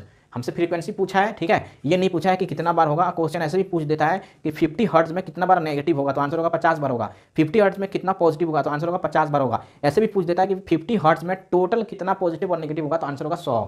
ठीक है। तो the frequency of alternating current in house hold electric circuit is, घरों में इस्तेमाल किए जाने वाला जो इलेक्ट्रिक करंट है जिसको हम अल्टरनेटिंग करंट कहते हैं, उसकी फ्रीक्वेंसी कितनी होती है? 50 होती है। लेकिन अगर अमेरिका में चले जाएंगे, जापान में चले जाएंगे तो ये 60 हर्ट्ज होता है। तो ये भी एक चीज़ याद रखना, ठीक है, कि अमेरिका जापान जो है यहाँ पर 60 हर्ट्ज यूज़ किया जाता है। हमारे इंडिया के अंदर 50 हर्ट्ज यूज़ किया जाता है। हमारे जो अंदर हमारे घर के अंदर जो करंट आते हैं वो कितने पे आते हैं? 50 हर्ट्ज पे। अमेरिका में, जापान में, यहाँ पर चाइना वगैरह में 60 हर्ट्ज पे करंट आते हैं। तो 46 का आंसर क्या हो जाएगा? ए हो जाएगा। देखो 47 में कह रहा है कि विच of the following has the lowest refractive index. देखो इसमें कह रहा है कि एक तो टर्पेंटीन है, वाटर है, बेंजीन है और केरोसिन ऑयल है, ठीक है। और केरोसिन ऑयल, टर्पेंटीन ऑयल, बेंजीन है, वाटर है, कह रहा है इनमें से सबसे कम, सबसे लोवेस्ट रिफ्रैक्टिव इंडेक्स किसका होगा। तो चेक करते हैं। मेरे पास ये रिफ्रैक्टिव इंडेक्स का एक बॉक्स है, ये किताब में आपको दिया होगा, आपको याद करना पड़ेगा, एग्जाम में आपको ये नहीं दिया होगा। मैं यहाँ पर दिखा के आपको बताने की कोशिश कर रहा हूँ कि कहाँ पर क्या चीज़ें हैं, ठीक है। कई बार पूछ देता है कि डायमंड का रिफ्रैक्टिव इंडेक्स बताओ, तो डायमंड का रिफ्रैक्टिव इंडेक्स आनी चाहिए 2.42 होता है। तो ये सब चीज़ याद करना पड़ेगा आपको, ठीक है। कई बार एयर का रिफ्रैक्टिव इंडेक्स पूछ देता है, तो ये हो जाएगा 1.0003। हमसे क्या पूछा है कि वाटर, टर्पेंटीन ऑयल, बेंजीन और केरोसिन में किसका सबसे लोवेस्ट रिफ्रैक्टिव इंडेक्स है। तो चेक कर लेते हैं। वाटर कहाँ पर है? ये रहा वाटर। मैं ये मिटा देता हूँ, नहीं तो कंफ्यूज हो जाएंगे हम लोग, ठीक है, क्योंकि मैं मार्क करके इसको एक्सप्लेन करूंगा। वाटर का कितना है? 1.3। तो वाटर का कितना है? 1.33। और केरोसिन ऑयल का कितना है? इसका है 1.44। तो ये हो गया 1.44। और टर्पेंटीन ऑयल का कितना है? ये है 1.47। तो ये हो गया 1.47। और बेंजीन का कितना है? बेंजीन का है 1.5। तो इसका कितना हो गया? 1.50 या 1.5। देखो सबसे कम किसका है? 1.3, 1.4, 1.47, 1.5। सबसे कम इसका है, किसका? पानी का। तो हमारा आंसर क्या हो जाएगा? सी। यानी सबसे कम जो है रिफ्रैक्टिव इंडेक्स किसका होता है? तो इनमें किसका है? वैसे होता तो सबसे कम है 0. इसका है एयर का कितना होता है? 1.003। ये होता है सबसे कम, ठीक है। लेकिन इनमें चारों में से, इन चारों में से सबसे कम किसका है? तो वाटर का है। और कैसे ये निकालेंगे, इसके लिए आपको ये कुछ चीज़ें याद करना पड़ेगा। आपको क्या क्या याद करना है मैं बता दे रहा हूँ। एक तो एयर का याद होना चाहिए, आइस का याद होना चाहिए, वाटर का याद होना चाहिए, केरोसिन ऑयल का, बेंजीन का, ठीक है, डायमंड का याद होना चाहिए, ठीक है, और एक कार्बन डाइसल्फाइड का, रॉक साल्ट का। ये सब चीज़ें जो है ये थोड़ी बहुत याद होनी चाहिए। मेन हमारे ये जो है ये नहीं याद करोगे तभी चलेगा, लेकिन ये मेन है, जितने को मैंने टिक किया है इतने को याद करना है, ठीक है। तब जाके इस तरीके के क्वेश्चन बनेंगे एग्जाम में। क्योंकि ये चार्ट जब याद नहीं रहेगा तो पता ही नहीं कर पाओगे कि रिफ्रैक्टिव इंडेक्स किसका ज़्यादा है किसका कम है, क्योंकि ये याद करना पड़ेगा। ये डायरेक्ट क्वेश्चन है, याद करने वाला क्वेश्चन है। इसमें ऐसा कोई साइंस लगाने वाला चीज़ नहीं है कि साइंस लगाया, फॉर्मूला लगाया, आंसर निकल गया। आपको याद करना पड़ेगा तभी इसका आंसर आएगा। देखिए अगला क्वेश्चन है 48। A simple prism is bounded by how many surface. Prism आपने देखा होगा, ठीक है। प्रिज्म कैसे दिखता है? वो ऐसे दिखता है ट्राइंगल की तरह।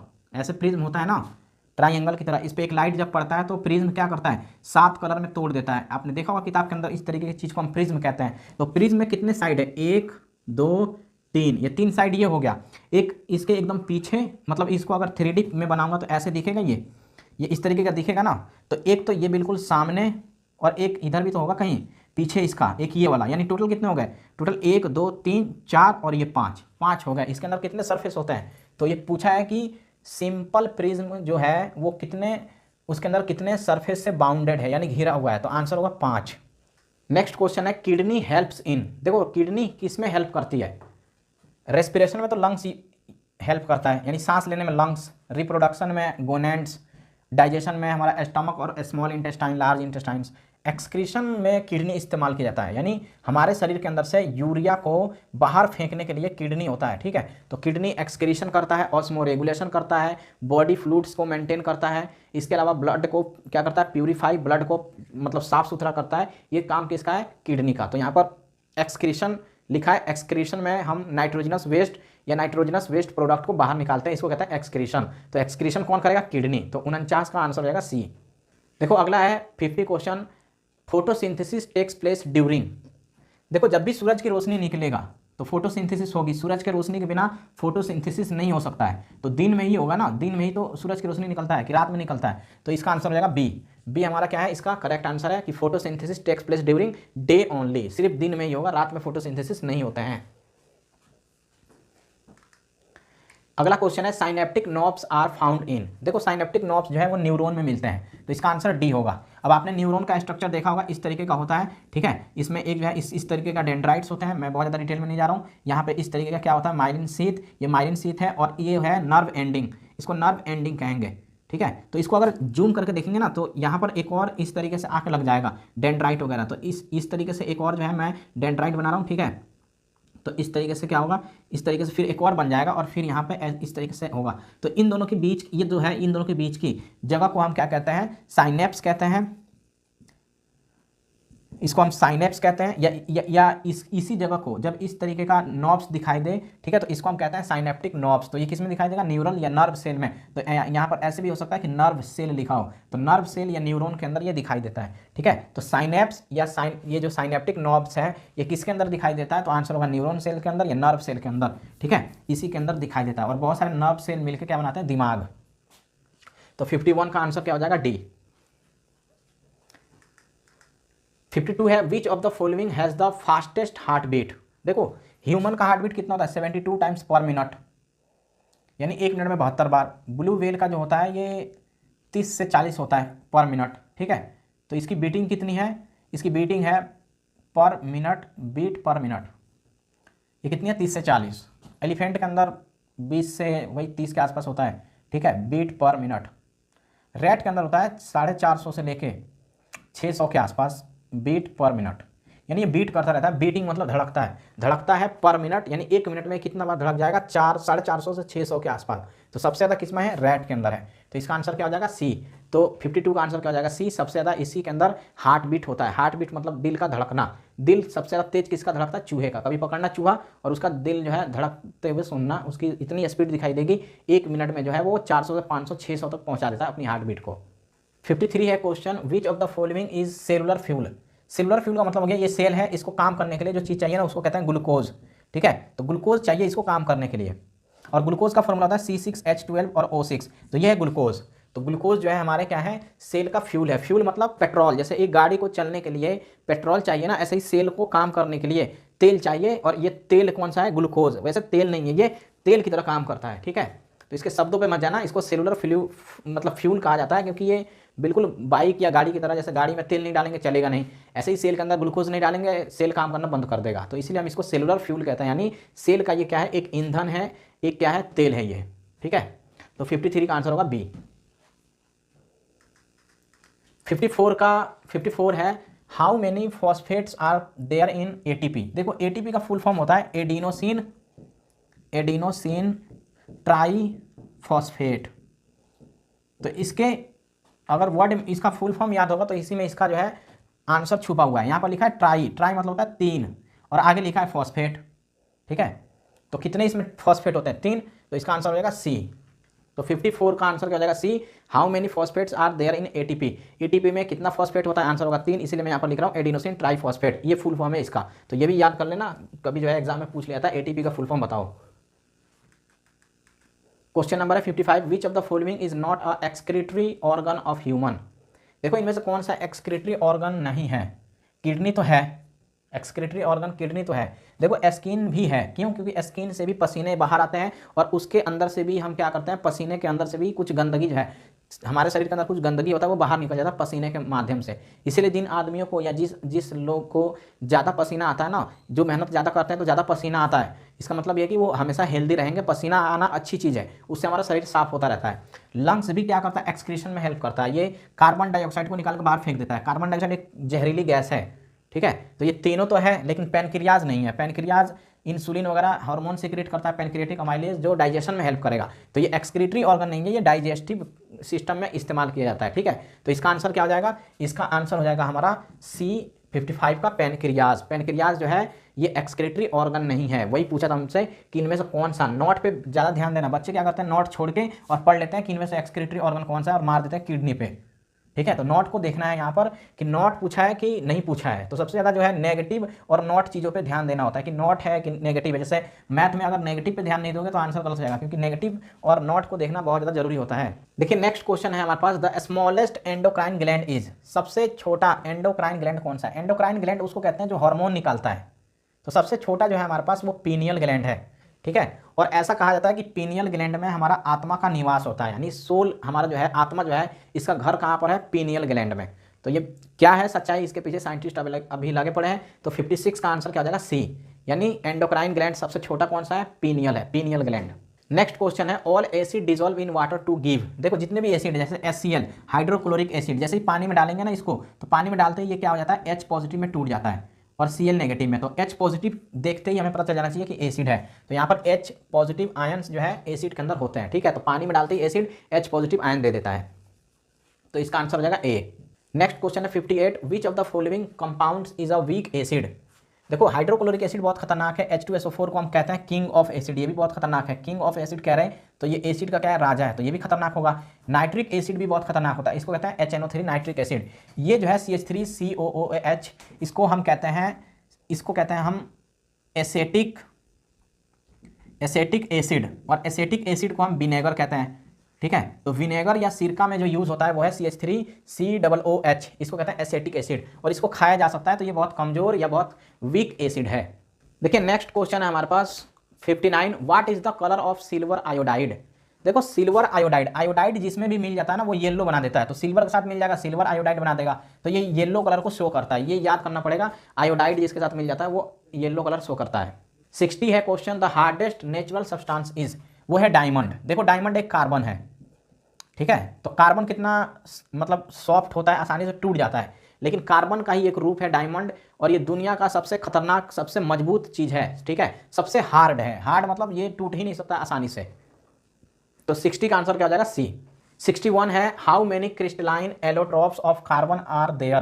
देखो एलोट्रॉप्स ऑफ कार्बन का मतलब होता है कार्बन का अलग अलग प्रकार, यानी उन सबका प्रॉपर्टी होगा कार्बन, ठीक है, लेकिन उनकी फिजिकल प्रॉपर्टीज अलग अलग होगी। तो ऐसा चीज जिसका फिजिकल प्रॉपर्टी क्या हो, डिफरेंट हो, लेकिन बट केमिकल प्रॉपर्टी क्या होनी चाहिए, सेम।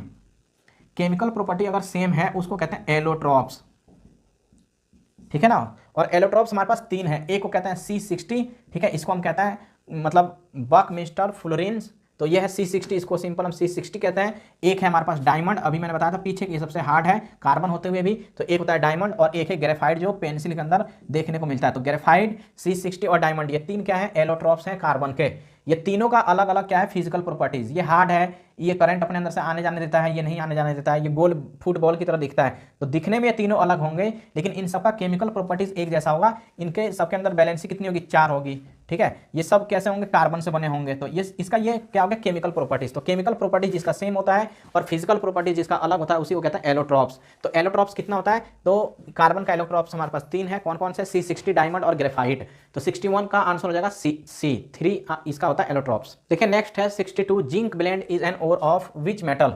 जिंक ब्लेंड जो है ये किसका ओर है, तो ये जिंक का ओर है, ठीक है। तो इसका आंसर हो जाएगा बी। 63 है, how many bonds are there between 2 atoms in a 1 nitrogen. देखो ये 1 नाइट्रोजन नहीं होगा, ये 2 नाइट्रोजन होगा, क्योंकि एक नाइट्रोजन कभी ऐसे अकेले रहेगा तो बॉन्ड ही नहीं बना पाएगा। 2 नाइट्रोजन होंगे तो एक नाइट्रोजन ये है, एक नाइट्रोजन ये है, ठीक है। नाइट्रोजन की वैलेंसी होती है 3, और ये शेयर करते हैं आपस में, क्योंकि ये नॉन मेटल है। नॉन मेटल जब भी आपस में बनाते हैं तो कोवैलेंट बॉन्ड बनाते हैं शेयरिंग ऑफ इलेक्ट्रॉन करके।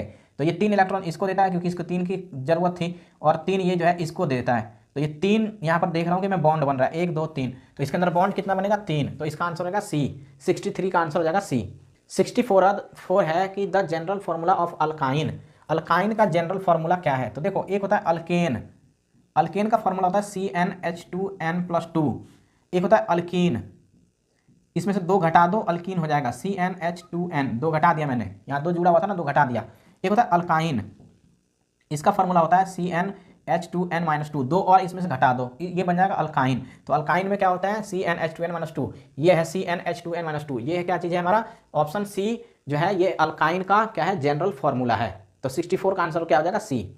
फिर है next question 65, the far point for the normal vision is. देखो हम दूर की चीज़ें जो है, हमारी दूर की जो क्षमता है देखने की वो इन्फिनिटी है, हम बहुत दूर तक देख सकते हैं, ठीक है। तो हम कितना दूर देख सकते हैं, तो उसका कोई मतलब सीमा नहीं है, कोई भी अनंत नहीं है, हम कितना भी दूर देख सकते हैं, अनंत तक देख सकते हैं, ठीक है, इन्फिनिटी तक देख सकते हैं। लेकिन अगर ऐसे बोल देता कि the near point for the normal vision is, यानी पास में हम कितना पास देख सकते हैं, तो आंसर हो जाता है 25 सेंटीमीटर, क्योंकि 25 सेंटीमीटर से करीब हम नहीं देख सकते। जैसे इस चीज, इसके ऊपर जो भी चीज लिखा है इसको बिल्कुल अपने आंखों के पास एकदम लेके आओ और देखो, नहीं दिखाई देगा कुछ भी। तो दूर हम कितना भी दूर देख सकते हैं, लेकिन पास हम कितना भी पास नहीं देख सकते। इसका एक रेंज है, 25 सेंटीमीटर पर रखा हुआ तो देख लेंगे, उससे दूर रखा हुआ तो देख लेंगे, उससे पास लेके आएंगे तो आंखों में दर्द होगी, आंख से दिखाई नहीं देगा, ठीक है, ब्लर दिखाई देगा, एकदम धुंधला धुंधला दिखाई देगा। अभी आप करके देख भी सकते हो इस चीज को। इसीलिए लोग कहते हैं पास से मोबाइल नहीं देखना चाहिए, टीवी नहीं देखना चाहिए। क्यों? क्योंकि हमारा जो नियर पॉइंट होता है वो 25 सेंटीमीटर से ऊपर होना चाहिए, 25 सेंटीमीटर कम से कम होनी चाहिए। लेकिन अगर हम फार पॉइंट की बात करें, यानी दूर का हम कितना देख सकते हैं, तो बहुत दूर देख सकते हैं। कहां तक? तो इन्फिनिटी, अनंत तक देख सकते हैं।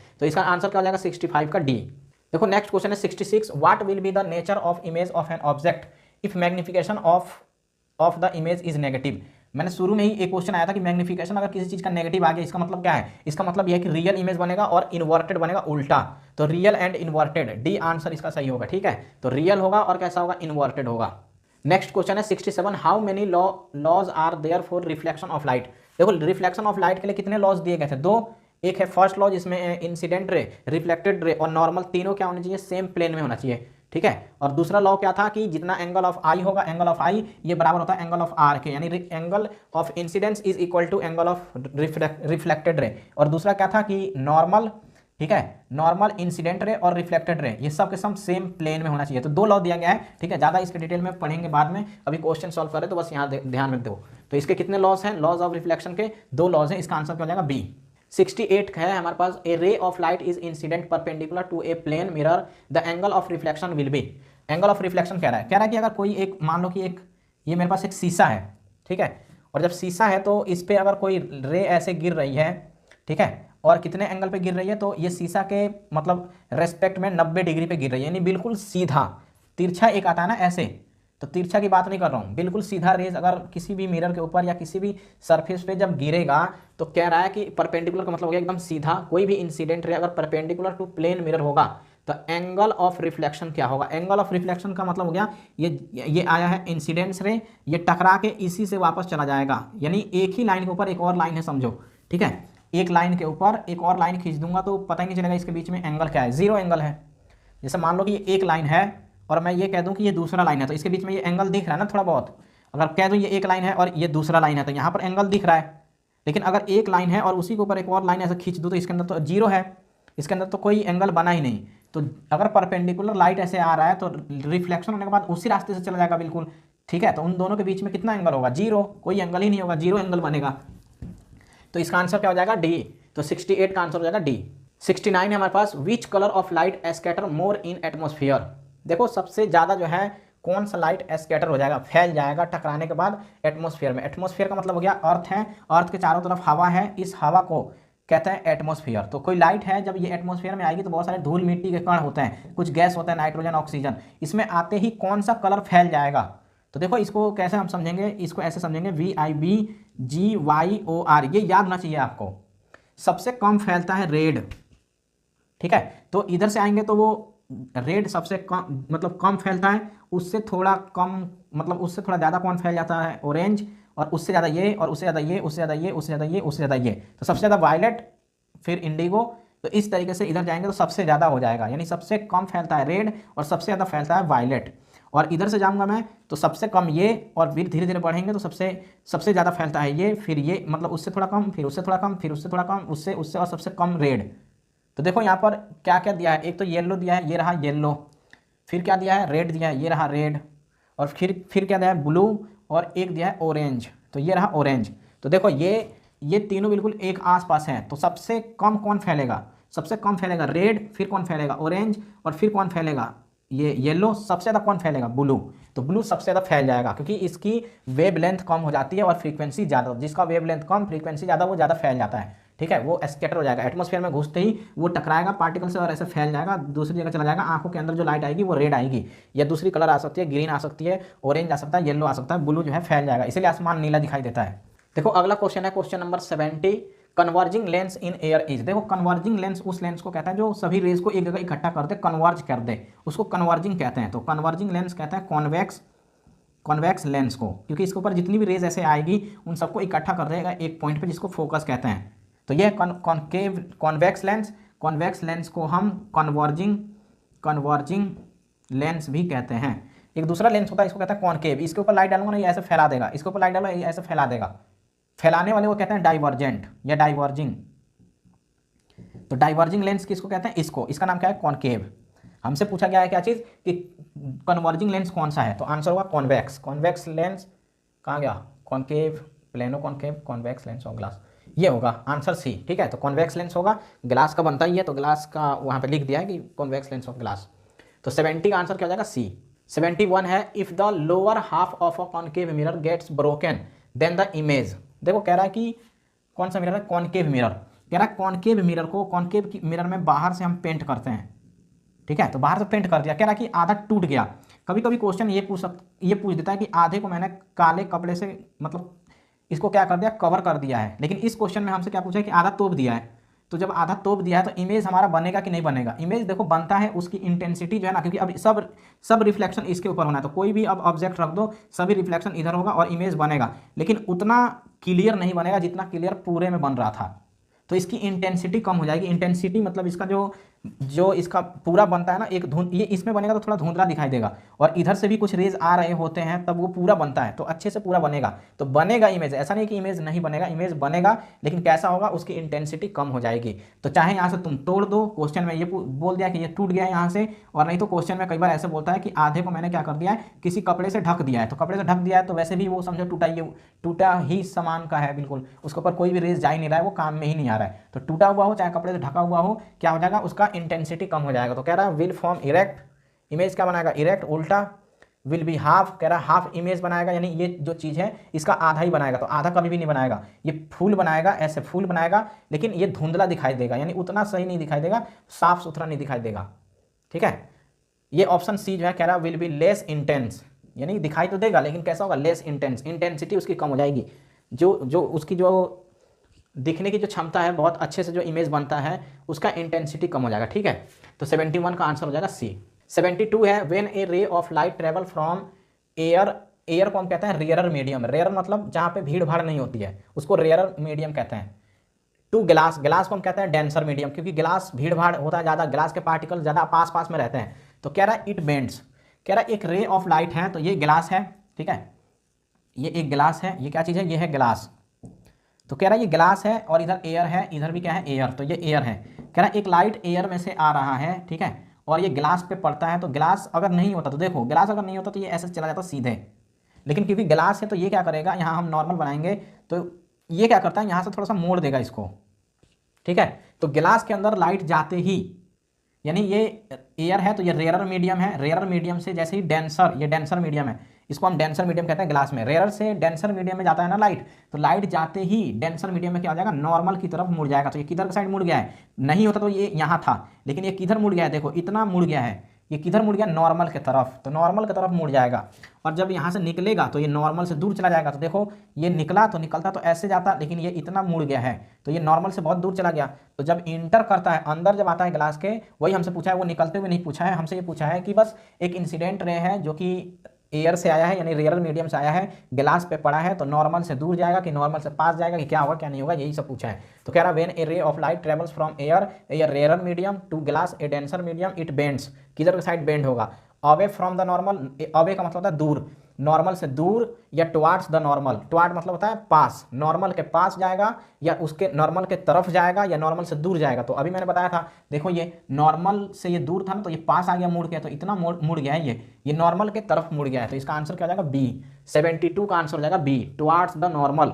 किसी दिन एग्जाम में ऐसे पूछ देगा कि एक गिलास में से लाइट निकलती है बाहर, तो जब गिलास में से एयर में जाएगी तब क्या होगा? तो तब वो हो जाएगा अवे फ्रॉम द नॉर्मल, क्योंकि अभी मैंने बना के दिखाया था कि ये नॉर्मल से कैसे दूर जा रहा था, तो ये अवे फ्रॉम नॉर्मल होगा, यानी नॉर्मल से दूर जाएगा। ठीक है, तो देखो वीडियो सॉल्यूशन का यही फायदा है कि एक कॉन्सेप्ट, मतलब एक क्वेश्चन के अंदर कई सारे कॉन्सेप्ट जो हैं क्लियर हो जाते हैं।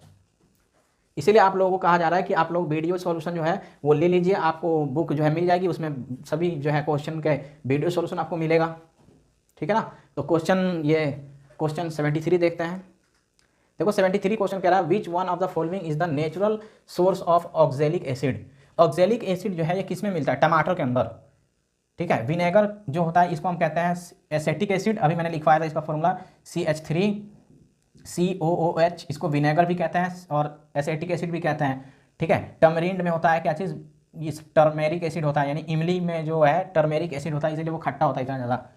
ऑरेंज में सिट्रिक एसिड होता है, सिट्रिक एसिड, ठीक है। ऑरेंज हो गया, लेमन हो गया, ये कई बार एग्जाम में भी पूछा जाता है कि लेमन, ऑरेंज या ग्रेप्स के अंदर कौन सा एसिड होगा, तो ग्रेप्स, लेमन और ऑरेंज के अंदर सिट्रिक एसिड होता है। और टमाटर के अंदर कौन सा होगा, ऑक्जेलिक एसिड। विनेगर के अंदर कौन होगा, CH3COH, वो सिट्रिक, इसको कहेंगे एसेटिक एसिड, ठीक है। तो इसको क्या कहते हैं, इसको कहते हैं एसेटिक एसिड। तो एसेटिक एसिड किस में मिलेगा, विनेगर में मिलेगा या सिरका में मिलेगा, ठीक है। और टर्मेरिंड में क्या मिलता है, इमली में ये मिलता है, जो है खट्टी वाली जो होती है, खट्टा होता है ना बहुत ज़्यादा इमली, तो वो टर्मेरिक एसिड इसमें मिलता है। तो ये जो है हमसे पूछा है, ये सब नहीं पूछा है हमसे कि इसमें क्या मिलता है, बस वो ज़्यादा इंपॉर्टेंट है क्योंकि वो क्वेश्चन कई बार पूछा जा सकता है, इसलिए मैंने बता दिया। तो 73 का क्या हो जाएगा, ऑक्जेलिक एसिड किस में मिलता है, टमाटर में, तो oxalic acid found in tomato. तो 73 का आंसर हो जाएगा ए। देखिए 74 है हमारे पास, propane with the molecular formula C3H8 has, इसके अंदर कितने कोवैलेंट बॉन्ड है C3H8 के अंदर, तो C3 1 2 3 कार्बन है। और इसकी वैलेंसी कंप्लीट करने के लिए मैंने यहाँ हाइड्रोजन, यहाँ हाइड्रोजन, यहाँ हाइड्रोजन लगा दिया। इसकी वैलेंसी कंप्लीट करने के लिए हाइड्रोजन, हाइड्रोजन, इसकी वैलेंसी कंप्लीट करने के लिए एक यहाँ पे, यहाँ पे, यहाँ पे। अब ये कहोगे यहाँ पे 2 ही हाइड्रोजन क्यों लगाया, तो एक ये कार्बन से बना रहा है अपना बॉन्ड, एक ये कार्बन से बना रहा है, इसलिए मैंने इसमें 2 और इसमें 2 लगाया, क्योंकि ये इससे बना रहा है, ये इससे बना रहा है। तो एक कार्बन को 4 मिलना चाहिए, तो यहाँ से 4 मिल रहा है, ये रहा 4, तो इसीलिए इसने 4 बैलेंसी कंप्लीट किया है। इसकी भी बैलेंसी देखो 1 2 3 4, इसकी बैलेंसी देखो 1 2 3 4, ठीक है। तो कार्बन की सभी बैलेंसी कितनी हो गई, 4, 1 2 3 कार्बन है C3, हाइड्रोजन कितने, 1 2 3 4 5 6 7 8 हो गया C3H8, यही फॉर्मूला में दिया है C3H8। क्या इनमें कितना बॉन्ड है, तो बॉन्ड इसमें गिन लो, एक ये बॉन्ड है 1 2 3 4 5 6 7 8 9 10 बॉन्ड है इसके अंदर। तो इसका आंसर क्या हो जाएगा 10, ठीक है। 10 बॉन्ड्स, 10 कोवैलेंट बॉन्ड। तो 74 का आंसर, या प्रोपेन के अंदर, इसको प्रोपेन कहते हैं क्योंकि 3 कार्बन को हम कहते हैं प्रोप और सिंगल बॉन्ड को कहते हैं एन, तो ये हो जाएगा प्रोपेन। प्रोपेन में कितने हैं होंगे, तो 10 कोवैलेंट बॉन्ड होंगे। इसका आंसर क्या हो जाएगा, ऑप्शन क्या हो जाएगा डी, 74 का आंसर हो जाएगा डी। देखो नेक्स्ट क्वेश्चन है 75, ozone layer protects earth from which harmful radiation. ये क्वेश्चन पहले भी करा चुका हूं मैं। ओजोन लेयर हमें किस चीज़ से बचाता है, तो ये हमें बचाता है अल्ट्रावायलेट रेडिएशन से। अल्ट्रावायलेट रेडिएशन अगर जमीन पे आ गया तो जितने भी जानवर हैं उन सबके अंदर स्किन कैंसर हो जाएगा, और स्किन कैंसर ना हो इसीलिए ओजोन की एक परत होती है, ओजोन लेयर, वो हमें क्या करती है, अल्ट्रावायलेट रेडिएशन को मतलब रख लेती है, उसको रिफ्लेक्ट कर देती है, बाकी जो है सूरज की रोशनी को आने देती है, अल्ट्रावायलेट को रोक लेती है, यानी प्रोटेक्शन करता है हमें किससे, अल्ट्रावायलेट रेडिएशन से। तो इसका आंसर हो जाएगा 75 का सी। देखो 76 है, which non metal is found in liquid state at room temperature. कौन सा नॉन मेटल है जो लिक्विड होता है रूम टेम्परेचर पे। रूम टेम्परेचर का मतलब होता है 25 डिग्री सेल्सियस लेकर 30 डिग्री सेल्सियस को हम कहते हैं रूम टेम्परेचर।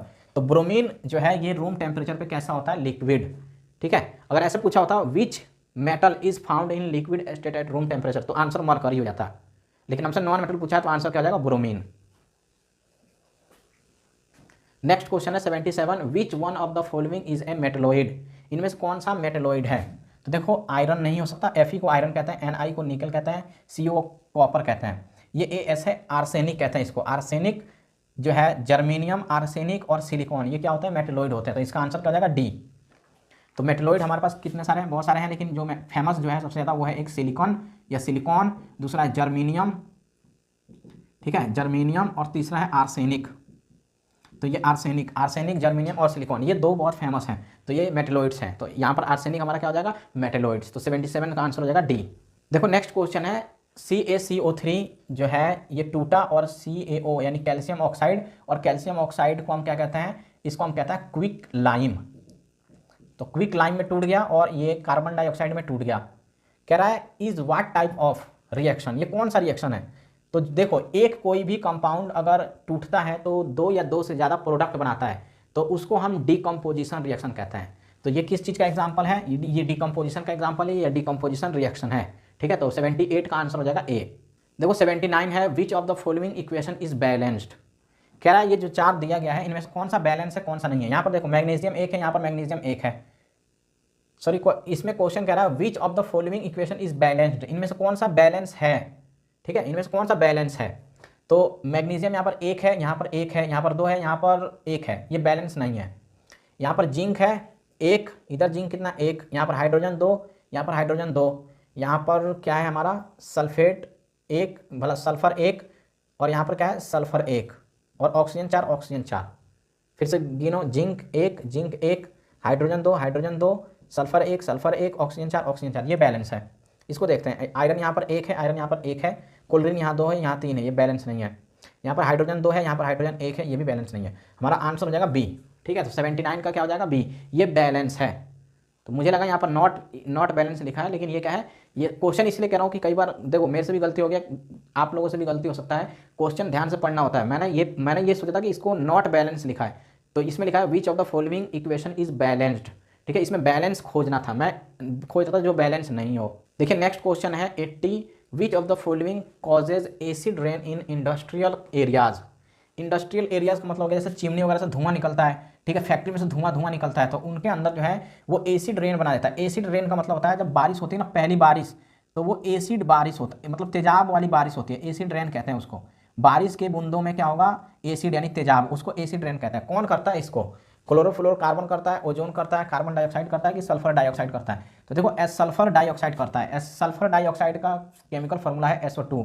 इसको जब हम पानी के साथ मिलाते हैं ना, तो ये क्या बना देता है, ये बनाता है H2SO3 हाइड्रोजन, ठीक है, ये बना देगा हाइड्रोजन सल्फ्यूरिक एसिड, तो ये हो जाता है सल्फ्यूरिक एसिड। तो ये क्या है, सल्फ्यूरिक एसिड है H2SO3, इसको हम कहते हैं सल्फ्यूरिक एसिड।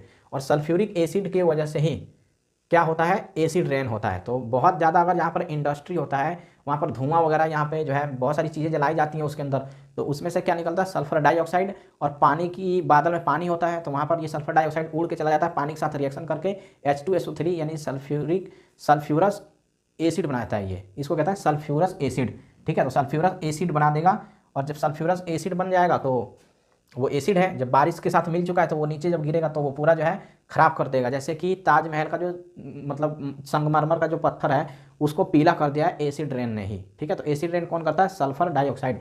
इसका आंसर क्या हो जाएगा, बी।